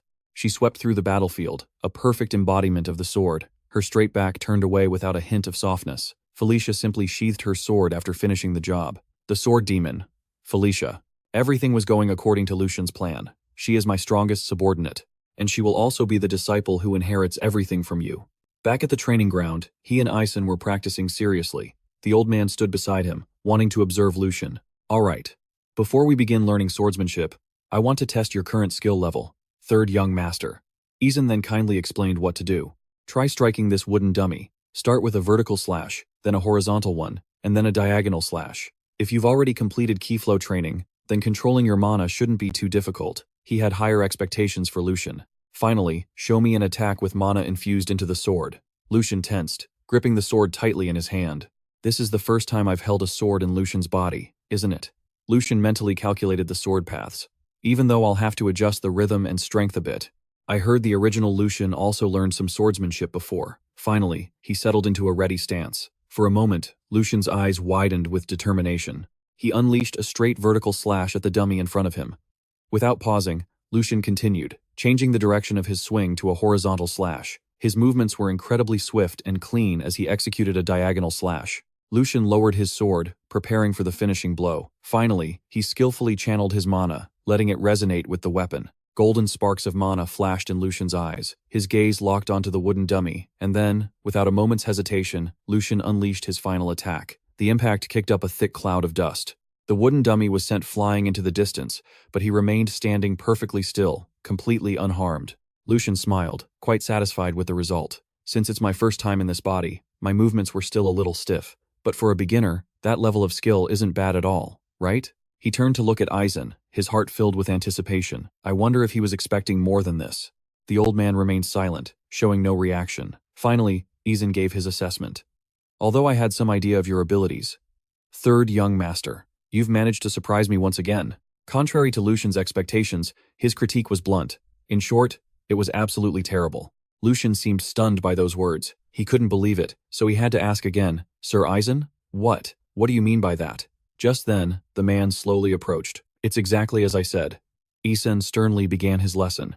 While I don't know the exact reason, you reveal countless bad habits when you swing your sword. He had observed Lucian very carefully. The boy ignored the fundamentals and just slashed instinctively to survive, day by day. It was just like the swordsmanship of a common mercenary. Aizen easily pointed out his flaws. You focus only on speed and power, which throws the balance between your body and your mana completely out of whack. As a result, your sword strokes become sloppy, and you reveal openings in your movements. He then posed a question for Lucian to think about. Also, on that final slash, how long do you think it took you to channel mana into your sword? Lucian hesitated for a moment, but quickly answered, well, since I was trying to convert the mana, it probably took about 1 to 2 seconds. Suddenly, Aizen's demeanor toward Lucian changed. The word about, which he had just uttered so casually, made him jump, his eyes unable to hide his shock. The wooden sword in Aizen's hand was at Lucian's throat before he knew it. He seriously corrected Lucian's way of thinking. That's enough time for an opponent to take your life. As a veteran of the battlefield, Aizen didn't hesitate to say, you need to start by understanding the weight of that moment, because an enemy will never, ever miss an opening, no matter how brief. Lucian, meanwhile, was lost in thought, replaying what had just happened. I didn't even realize it until the blade was right at my neck. He finally understood just how conceited he had been. I'm such an idiot. Lucian immediately corrected his mindset. My head was almost chopped off, and I wouldn't have even known. I can't believe I was still this careless. Finally, he stood at attention. I will take your teachings to heart. I will correct both my bad habits and my flawed attitude. Aizen silently smiled, satisfied with the boy's response. He turned his back and calmly began his lecture. Third young master, no matter how physically gifted you are, that isn't everything. If you rely solely on brute force, you will never defeat those who use mana skillfully. If your body isn't stable enough to handle the mana, your power will be scattered, and it will lead to your doom. As Aizen spoke, he channeled mana into his sword. To awaken the true power of swordsmanship, you must fuse these different sources of power into one. A true master is born from that very balance. Then, he made a move to demonstrate for Lucian. After the attack, the training dummy showed no signs of damage, but then, it immediately began to show the effects of the technique. The moment Aizen turned away, it completely disintegrated. He stood facing Lucian and calmly declared, this is the path of the sword that you, third young master, must walk from this day forward. Several days passed. The two swords were now clashing against each other. Lucian and Aizen were training vigorously. Aizen easily parried the boy's every strike, while reminding him, third young master, don't let your mana flow be broken. In complete contrast to Lucian, who was struggling, Aizen's voice was as light and effortless as a feather. The more your body is honed, the more easily it moves as you will. Your mana control must also reach that same level. He was even using just one hand. Furthermore, when using mana to strengthen your body, you must always keep a portion of your power in reserve. His eyes never left the boy's movements. Distribute your strength to the right places. Lucian leaped high for a downward slash, but Aizen blocked it with ease. He pushed the boy back while continuing his instruction. Only when everything is blended in perfect balance will you be able to see the true power of swordsmanship. Lucian's body flew a considerable distance before he managed to break his momentum. A look of sheer determination crossed Lucian's face. He was panting from exhaustion but showed no sign of stopping. This reaction pleased Aizen. He began to channel mana into the wooden sword in his hand and spoke, all right, let's try applying what you've just learned. We'll now begin defensive training. He added a warning. But this time, I'm raising the difficulty, and in the blink of an eye, Aizen appeared right in front of Lucian. Carefully observe your enemy's speed and movements, then counter with the appropriate amount of force. He raised the sword in his hand, and Lucian's eyes widened, watching his opponent intently. The core of Sir Aizen's teaching is a harmony that flows like water. Lucian pondered every word of the lesson as he watched the sword, coming down toward his head. I have to overcome my current weakness, minimize stamina loss, and unleash my maximum power. However, Lucian gritted his teeth. Steeling his resolve, he reminded himself, don't let him overwhelm you. Look straight ahead. Mana gathered in his own sword as he swung it forward. The two blades clashed. Lucian gritted his teeth, straining to hold his ground. Opposite him, Ison narrowed his eyes as the light from both their powers radiated intensely. He carefully observed the boy's movements, raising his sword high once more. Ison ended the match with ease and then declared, "That's enough for today's training. Please, young master, remember this feeling well." Along with that came a word of praise for Lucian. "If you keep this up, you can become an excellent swordsman." Lucian just gave a weary smile, then his body gave out, and he collapsed, slumping to the ground. Lucian looked up at his master and said politely, "Thank you for your instruction." The training ground, meanwhile, had been heavily damaged in many places from their bout. Repairmen were quickly summoned to fix it. A few of them couldn't even believe it, asking themselves, what in the world kind of training has the young master been doing? They were also a bit worried about Lucian's well-being. "Young master, are you all right?" Inside the main house, Lucian was so exhausted he was just sitting listlessly in a corner. He muttered to himself with a sigh. Today's training went smoothly, huh? Then, he looked down at his own trembling hand, lost in thought. It's hard to believe. This kind of grueling training. Right up to the very end. Lucian's expression grew more serious. Is this what it takes to shed the bad habits from my past life? He looked off into the distance and concluded, well, I have no choice. If it helps me improve, I have to accept it. Then he glanced at his cracked sword. Thanks to this, I'm starting to pick things up faster. Lucian's gaze shifted elsewhere, and his train of thought changed with it. But the more I think about it, the more unbelievable it is. His mind was now filled with admiration for Ison, creating a high-pressure situation that's perfectly tailored to my power level, and then forcing me to react precisely with clear instructions. Lucian observed his master's movements and marveled to himself. It sounds so easy, but it's absolutely impossible without a thorough understanding of my own body's condition. I simply relaxed my body as I was taught, yet I can feel a distinct improvement. I used to believe that only the ultimate sword techniques were the one true path to a higher state. Things like balance, reserve power, and the flow of mana like this. I've never once given them any serious thought. Lucian gently placed his hand on his sword. Even though the truly important things have always been inside me, he gripped it tightly and thought, if only I had understood this teaching in my past life. Memories of the past were unconsciously stirred. Lucian's final battle, alongside his commander, and the commander's stance. How far could my sword have reached that man? The commander at the time had declared he was going off to die, but Jack himself was completely unaffected. The two of them rushed in to fight, a look of amusement on Jack's face. The memory ended there, and Lucian wondered to himself, how many rounds could we have gone? He grimaced and muttered, is practice over just like that? I'm still not satisfied. Then, other thoughts came to him. I wonder if there's a suitable sparring partner I could test my skills against. Lucian was startled when he saw footsteps dash past him. Wait a minute. Joshua Vandeck's figure came into view. The call rang out, causing everyone to open their eyes. Master, are you well? Joshua Vandeck asked with an eager smile on his face. Your disciple, Joshua Vandeck, greets you. The man replied at a measured pace. It is a pleasure to see you, fourth young master. What brings you here? His next words were a polite refusal. We are currently in the middle of the third young master's training session. If you have something to discuss, please come back later. However, Joshua Vandeck quickly shook his head. There's no need for that. Master Ison followed up with another question. Then, what is your reason for coming here? Hearing this, Joshua Vandeck didn't hesitate to admit it. That's right. He spoke, his tone full of provocation. Now that my third brother has finally decided to come outside and start training. As the younger brother who learned first, I just want to help sharpen his skills a little. An offer was thus made. Third brother, Lucian. What do you think? Lucian's hand tightened around his sword, the patient smile on his face fading. A perfect sparring partner has just served himself up on a silver platter. Everyone present fell silent, until Ison's voice broke the quiet. Fourth young master, what are you saying? You intend to help the third young master with his training? Joshua Vandeck just smirked at that and explained, don't you need a real spar to apply mana control in a practical setting? Following that was an innocent-sounding declaration. I want to be that opponent. He looked toward Lucian and mumbled, as you know, master, due to our current schedules, my brother and I lack the time to interact. If not now, it will be very difficult to get another chance. Joshua Vandeck's voice was filled with sincerity. That is why I took the liberty of coming here. Please, master. On the other side, Lucian slowly stood up, thinking to himself, seriously, you have to hand it to this family's bloodline for their silver tongues. What was that? Help with training. A contemptuous smile appeared on his face. What? Help train and bond? Not only did he show up uninvited, but he also brought a real sword.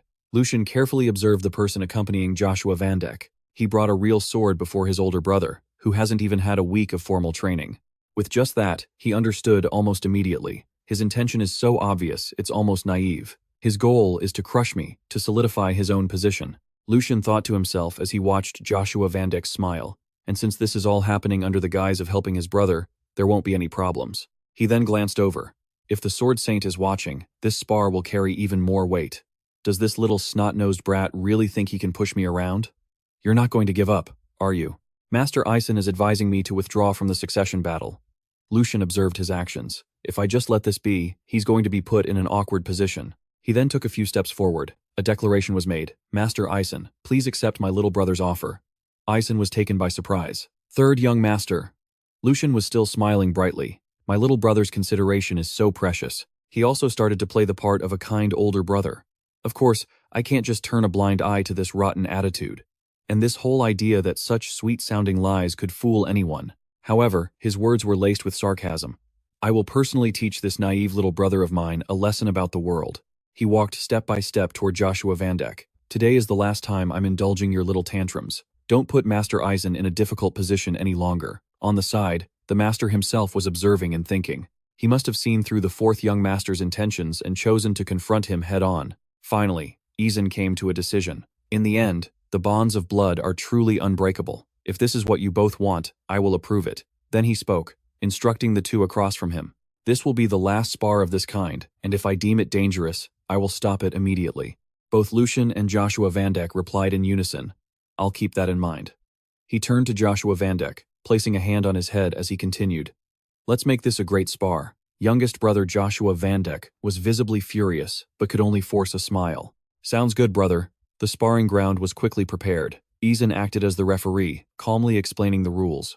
This is not a battle to injure one another, but simply a spar to test what you two have learned. He gave thorough instructions. The third young master must enter this match with a mindset of learning, as this is your first spar. Both of them nodded as they listened.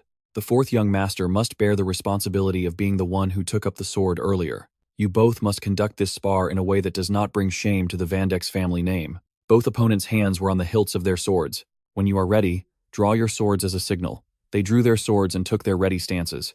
Over on his side, Joshua Vandeck was thinking to himself. Lucian Vandeck, since when did you start acting like a real older brother? The anger in his heart grew with every moment. Every time you open your mouth, it's little brother. You're just acting high and mighty because you were born a little earlier. And then, Joshua Vandeck made his resolve. Fine, let's see if you're still running your mouth by the end of this match. This isn't about who was born first, but who is truly superior. The expression on Joshua Vandeck's face did not escape Lucian's notice. What a vicious look. You probably wouldn't even make that face at your mortal enemy. He also tightened his grip on his sword and thought to himself, this cold and heavy feeling though. Lucian's expression shifted with his every thought. It had been 2 months. He recalled his past as a mercenary. If this were back then, he thought, I would have used some dirty trick to win by now. But then, he smiled confidently. Today, I'll face this battle as the third young master. Lucian glanced in a certain direction as his mind wandered. If I accidentally use a sword technique from my past life, Sir Eisen will definitely see right through it. And Lucian thought cautiously, no matter how cunning or treacherous that kid is, he's still just a naive brat who hasn't seen the world. And so, he finally came to a decision. He's my little brother now, so I should probably go easy on him. However, Joshua, standing opposite him, started to taunt him. Where'd all that confidence go? Why do you keep sneaking glances at me? He continued to provoke him enthusiastically. Now that you're holding a real sword, are you finally getting scared? Don't worry too much. People say that serious accidents often happen when sparring with real swords, but that's only when both fighters are on the same level. Joshua even pretended to be kind, offering, if you're still scared, I can switch to a wooden sword for you. This time, it was Lucian who cut him off. You're right, that's for the best. I take back what I said about going easy on you. The smile on his face turned vicious. That is, if you don't want to get hurt. For a disobedient little brother, a good beating is the best medicine. Lucian's tone annoyed Joshua. Little brother, huh? He got into an attack stance. Joshua's footsteps quickened as he charged toward Lucian, his eyes wide, muttering a declaration. I'll make you regret those words. Faced with this, Lucian quickly took a defensive posture. However, just as I expected, it won't be easy to teach him a lesson while holding back my strength. He observed his opponent, thinking to himself. Joshua was also taught by the Sword Saint. His fundamentals and movements aren't something to be taken lightly. Lucian's eyebrows furrowed.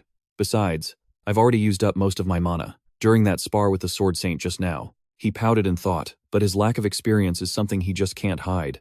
I can't believe he fell for such a simple provocation so easily. Lucian's foot lifted slightly, and then he channeled mana into it. Lucian took a defensive stance, watching Joshua close the distance. He applied the Sword Saint's teachings on how to concentrate power and circulate mana to counter with an attack of his own. In the blink of an eye, he appeared right in front of Joshua. I'll seize that momentary opening. Izan was completely stunned, and Joshua's attendants were so shocked their jaws dropped. Joshua was still bewildered as he heard Lucian's voice. You'd better grit your teeth and block this. A triumphant smirk spread across his face. Or else you'll lose your tongue, you hear? The sword in his hand then came crashing down with immense force. Little brother, the sky now seemed somewhat gloomy as the two iron swords clashed. Joshua struggled to block Lucian's attack. His hands were trembling, while his opponent wore a smug grin. Lucian then spoke mockingly. Listen here, little brother, a true man. At the same time, Joshua struggled to his feet, doesn't kneel so easily before anyone. He was so angry, he gritted his teeth, shut up, and managed to push Lucian back. Shut your filthy mouth. It was followed by an attack that sent Lucian flying. Joshua furiously declared, that was just one move. You only survived that because you were lucky. He immediately charged forward to attack. You won't be so lucky next time. He unleashed a sword strike infused with mana. The more Lucian retreated, the faster Joshua charged. He managed to parry Joshua's attack. A look of extreme glee was plastered on Joshua's face, but Lucian remained calm, parrying the blows. He countered, and Joshua struck back. Joshua's expression grew more intense. Lucian's face showed a similar attitude. The sword strikes grew fiercer with each blow. Izan and the butler, watching from the side, looked like they couldn't bear it. Joshua's butler hesitantly suggested, Sir Izan, this duel is getting too violent. Shouldn't we stop them now? He said, wiping the sweat from his brow. Fourth, young Master Joshua has always seen young Master Lucian as a rival. Since they're the same age, they've always been compared to each other. That has only deepened his resentment. Therefore, whenever it involves young Master Lucian, he refuses to listen to reason. The butler then voiced his concern. What if there's a mistake, and someone gets hurt? Hearing this, Izan finally replied. You're worrying too much, head butler. A proud smile appeared on his face. The fourth young master might be a bit hot-headed, but he's not foolish enough to forget his place. Right now, he's just venting his anger in a crude and childish way. Izan's voice was full of certainty. If there's anything you should be worried about, it should be the opposite. This statement confused Pao a little. What do you mean by that? Izan's expression turned serious almost immediately. He observed the two fighting and made a silent assessment. That's right. Considering the gap in their true strength, that logic doesn't quite add up. Izan was mentally evaluating them. The third young master was born with an amazing natural physique, but he lacks the time and experience to use it properly. In contrast, the fourth young master only has average talent, but he has relentlessly polished it through grueling training. Joshua's and Lucian's swords clashed once again. This means that even in a duel without using sword techniques, the gap between them is too large to be bridged by luck. Izan observed Joshua's face, thinking to himself, and yet, the fourth young master is letting his emotions get the best of him, rendering his own advantage useless. He then glanced over at Lucian. Meanwhile, the third young master is calmly waiting for an opportunity. Izan's fingers tapped lightly on his own forearm. The fact that he can remain so calm while facing a real blade means he has definitely overcome his own fear first. To be able to show this level of composure, if he's not a fool who doesn't fear death, then he must possess the iron will of someone who has faced death countless times. Izan's expression grew more serious, and for some reason, I have a feeling it's the latter. Over on the dueling grounds, their movements were kicking up dust. Joshua and Lucian continuously swung their swords at each other. He raised his voice, questioning. Where did that arrogant attitude from before go? You should have listened to me when I was being nice. Then Joshua declared, if you beg me to put away my sword, I might just agree. Lucian, on the other side, thought to himself as he parried the blow. This kid, is he actually enjoying this? His arm had started to tremble. He must be relishing the thought of crushing his own brother. His body shuddered every time he blocked a blow from the boy. He fought while calculating. Initially, Lucian had planned to end this match with a single strike, because there's no enemy easier to deal with than one who falls for a simple provocation. His only mistake was that Joshua Vandeck was better than he had anticipated, and he didn't have enough mana to take the kid down in one slash. Right now, Lucian didn't even have enough mana to strengthen his body. If that was the case, he finally came up with a plan. He would put all his strength into the next clash. No sooner said than done, Lucian powerfully swung his sword forward. Joshua Vandeck's eyes widened, completely astonished by this move. Lucian's sword suddenly felt much heavier. He still has this much strength left? However, He calmed himself by observing Lucian's exhausted state. No, that's not right. Looking at his condition, that's impossible. Then, he let out a smirk. He's just wringing out the last of his strength for one final struggle. With that, Joshua Vandeck raised his sword high and declared, "I'll end this ridiculous match right here." He brought his sword down with a powerful strike, but Lucian on the other side remained motionless. However, his eyes had changed, along with a declaration. "Good, that's exactly what I wanted to see." Joshua Vandeck's sword slammed into the ground, kicking up a cloud of white dust. However, he had only hit empty ground. He managed to dodge my full power attack? Joshua Vandeck's confusion was written all over his face. Alright, I can still understand that. But if his eyes weren't playing tricks on him, he recalled Lucian's expression just now. He was smiling at that moment. He was sure of it. Was this all part of his plan? Just then, Lucian finally spoke. "Joshua Vandeck, in that last strike, you didn't account for a follow-up combo at all, did you?" A series of questions followed from him. "You didn't see that my exhaustion was just a bait." Lucian wore a triumphant expression as he continued. "And that is why you're the little brother, and why I am your big brother." These words only made Joshua Vandeck more irritated and annoyed. He was determined to strike back. "Save your annoying lectures for when you've actually beaten me." He swung the sword in his hand forward. But unexpectedly, the shadow of something else appeared. Lucian's foot had blocked his sword, and next, he even pinned Joshua Vandeck's hand to the ground. He struggled to break free, but Lucian had no intention of letting that happen. "Oh, I will, don't you worry." Lucian's smile grew more and more terrifying. "This time, what do you think you'll be facing next?" Joshua Vandeck looked up, his voice trembling as he called out. Lucian himself was raising the sword in his hand. He prepared to strike down with a look of pure satisfaction. "You only call me brother when you're cornered, don't you?" After that, all that could be heard was Joshua Vandeck's blood-curdling scream. News of the duel between the two brothers spread like wildfire throughout the entire clan. The room buzzed with noisy chatter. "Have you all heard the latest news? I'm talking about how young Master Lucian completely overwhelmed Master Joshua Vandeck." Two attendants walked together, discussing endlessly. "Don't be ridiculous. Young Master Lucian clearly just started training. How could that be possible?" "I thought so too at first, but the Sword Saint himself witnessed the whole thing, I swear." Even the maids were laughing as they spoke. "I heard the fourth young master showed up looking all cocky, but when he left, he was a total wreck. I even heard he ended up crying." Of course, there was a reason the story spread so quickly, and also a reason it was slightly embellished. They cheered when they saw Hugo. "Hugo, you're just in time. Please tell us all the details of what happened that day." From another side, Han appeared. "You're here just in time, Han. Is it true that the Sword Saint himself praised young Master Lucian's talent?" Hugo rubbed his chin, feigning surprise as he commented. "The news spread that fast?" This was supposed to be kept top secret. As for Han, he was incredibly proud as he recounted how young Master Lucian had subdued Master Joshua Vandeck. "Do you ladies have any idea how shocked I was when he confiscated his brother's sword as a spoil of war? Perhaps very few people realize that this was all orchestrated by one person." A humming sound echoed in the room. Lucian stood leisurely looking outside, singing. He licked his lips and muttered his calculations. The conditions were too perfect for stirring up some rumors. Then he smirked and said to himself, "You should be grateful I decided to stop there, little brother." He recalled Joshua Vandeck's unsightly expression at that moment. Lucian raised the sword in his hand high, a wicked smile on his face. "So, am I your brother again now?" A scream was heard right after. Joshua Vandeck's face was pale as he pleaded repeatedly. "I was wrong. Brother Lucian, please." On the other side, Lucian remained grimly silent. However, his sword came down on the ground instead of on Joshua Vandeck. The force of the blow was so strong it broke the boy's sword in two. Only then did Lucian speak. "Joshua Vandeck, don't you ever think of pulling a stunt like this again, or things will get ugly." The smile on his face was full of menace. "Learn when to stay out of trouble and start acting your age." Along with that came a friendly reminder. "If you heard me loud and clear, you'd better take it to heart. For now." He glanced aside while making that comment. "That should be enough to keep my annoying little brothers quiet for a while." Now that the family matters were temporarily settled, what Lucian was looking at was a piece of paper. He muttered to himself, "Is it time to start dealing with the Logan family?" Then, elsewhere, a cold-faced Sigmund Vandeck questioned him. "I presume this is the secret report Hugo sent you." Lucian, on the opposite side, bowed his head respectfully and presented it. "Yes, father." He pointed to the contents of the paper.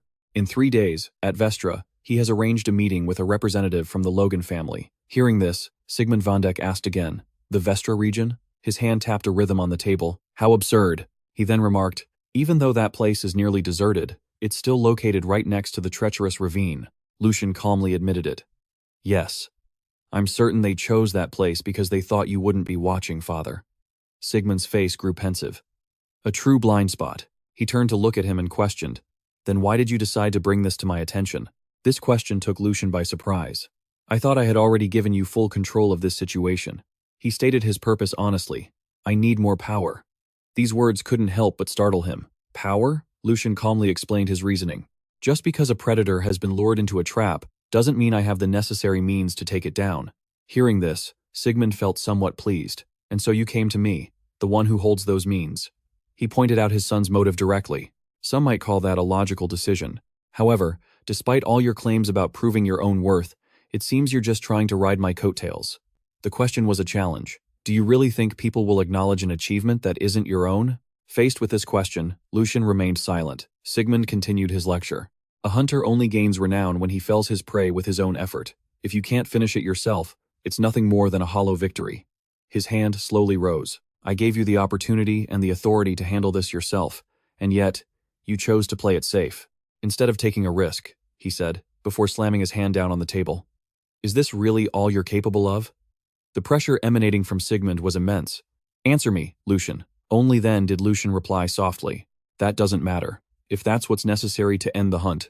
He maintained an emotionless expression, completely unaffected by Sigmund's pressure. "Then that is a path I will not hesitate to take." His father's eyes darted to the side upon hearing this bold statement. Lucian continued to present his thoughts. "If the way you describe is truly the path of a noble, then perhaps only those who already possess great power are capable of walking it.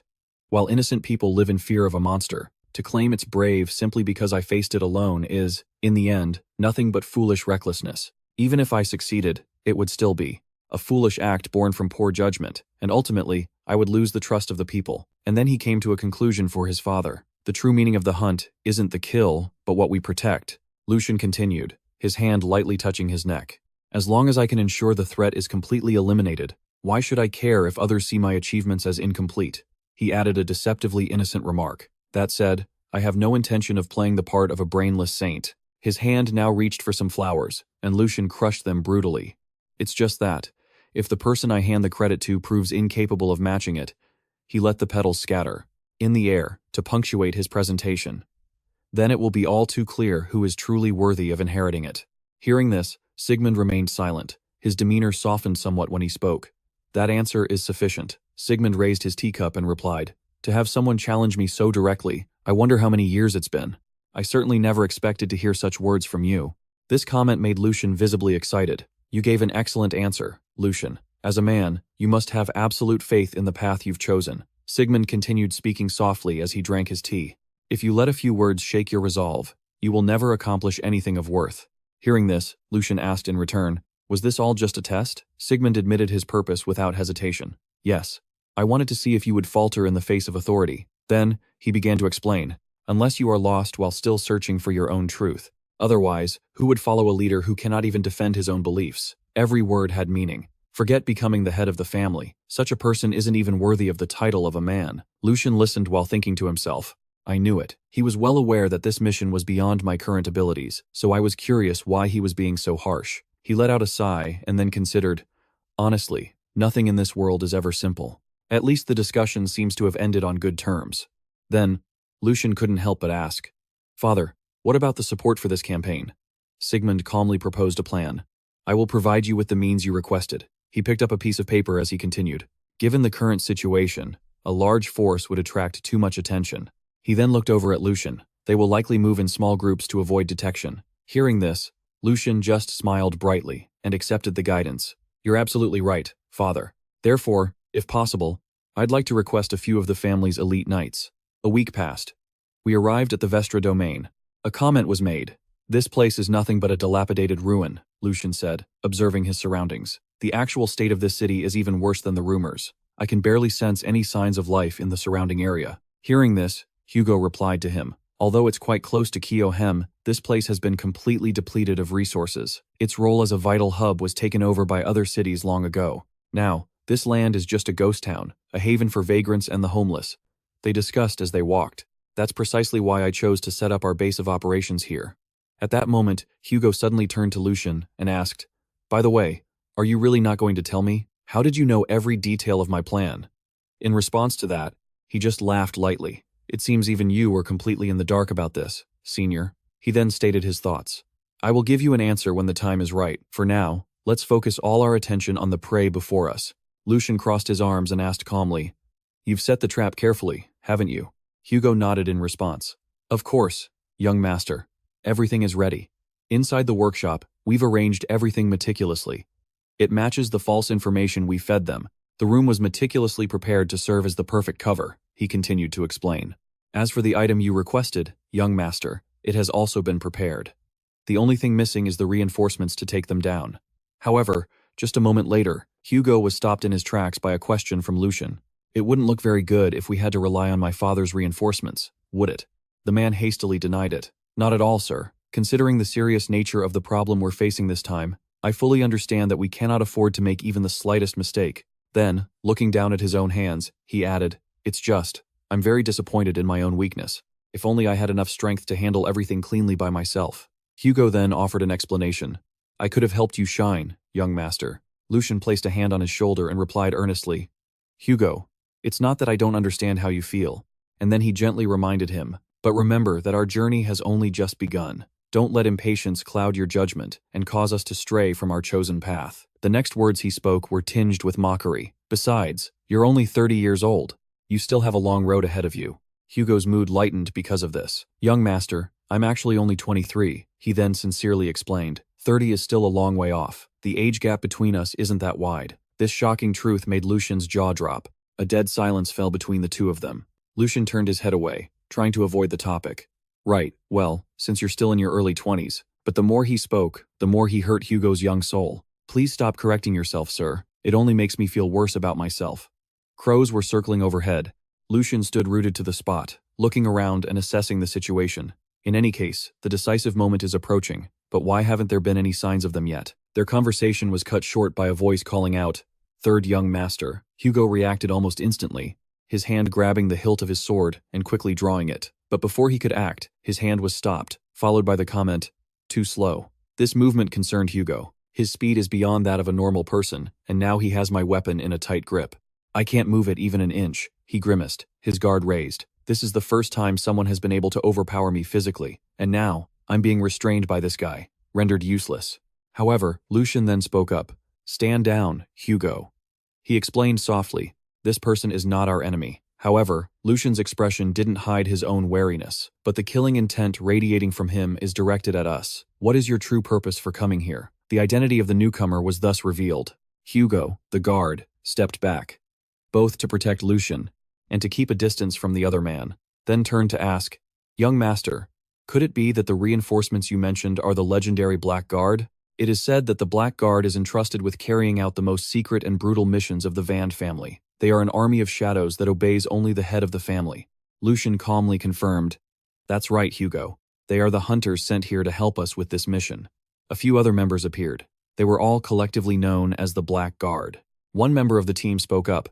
Greetings, third young master. His expression was extremely serious. What I just did was merely a small test to measure your guard's reflexes. The Black Guard has no ill intentions whatsoever.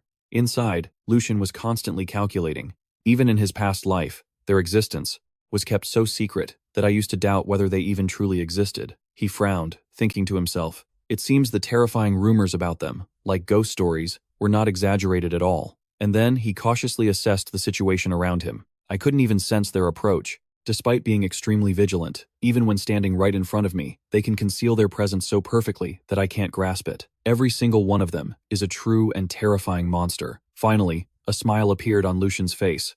He thought of the Red Gate and mused, This is truly beyond imagination. Father has given me tremendous support. They quickly moved inside the house. The one who began the briefing was none other than Lucian. I trust you have all been clearly instructed on every detail of this mission. The Logan family has fallen into our trap and is currently on their way here. Just as planned, he explained seriously. Therefore, you have only one objective to carry out. Capture the mastermind behind all of this alive. As for the others, you are permitted to eliminate them all. Once they've dared to cross that line, we have no need to show any mercy. Then, Lucian began to delegate. I leave all the decisions in your hands. A member of the Black Guard observed and commented on his demeanor. At first, I thought the Archduke sent us here just to help the third young master, avoid getting his own hands dirty. But it seems that wasn't the only purpose. Even when faced with an unexpected situation, he remains completely calm. He has the true aura of a young master. Right now, he's also silently assessing our strength to prepare for any contingency. He then ventured a guess. Could it be that this family is about to enter a new era with the young master? Finally, they all said in unison, "We are ready." It was evening when the meeting ended. A carriage rolled slowly down the road. When it stopped, the door was quickly opened. Philip's curses were heard even before he stepped out. What a long and boring trip. A maid handed him a letter. If it weren't for my father's orders, I would never have set foot in this godforsaken place. Philip slowly stepped out of the carriage, his expression full of disgust. Let's just get this over with quickly and go home. Philip's eyebrows furrowed as he muttered his observation. The air here is so foul and utterly nauseating. Philip, the second young master of the Logan family,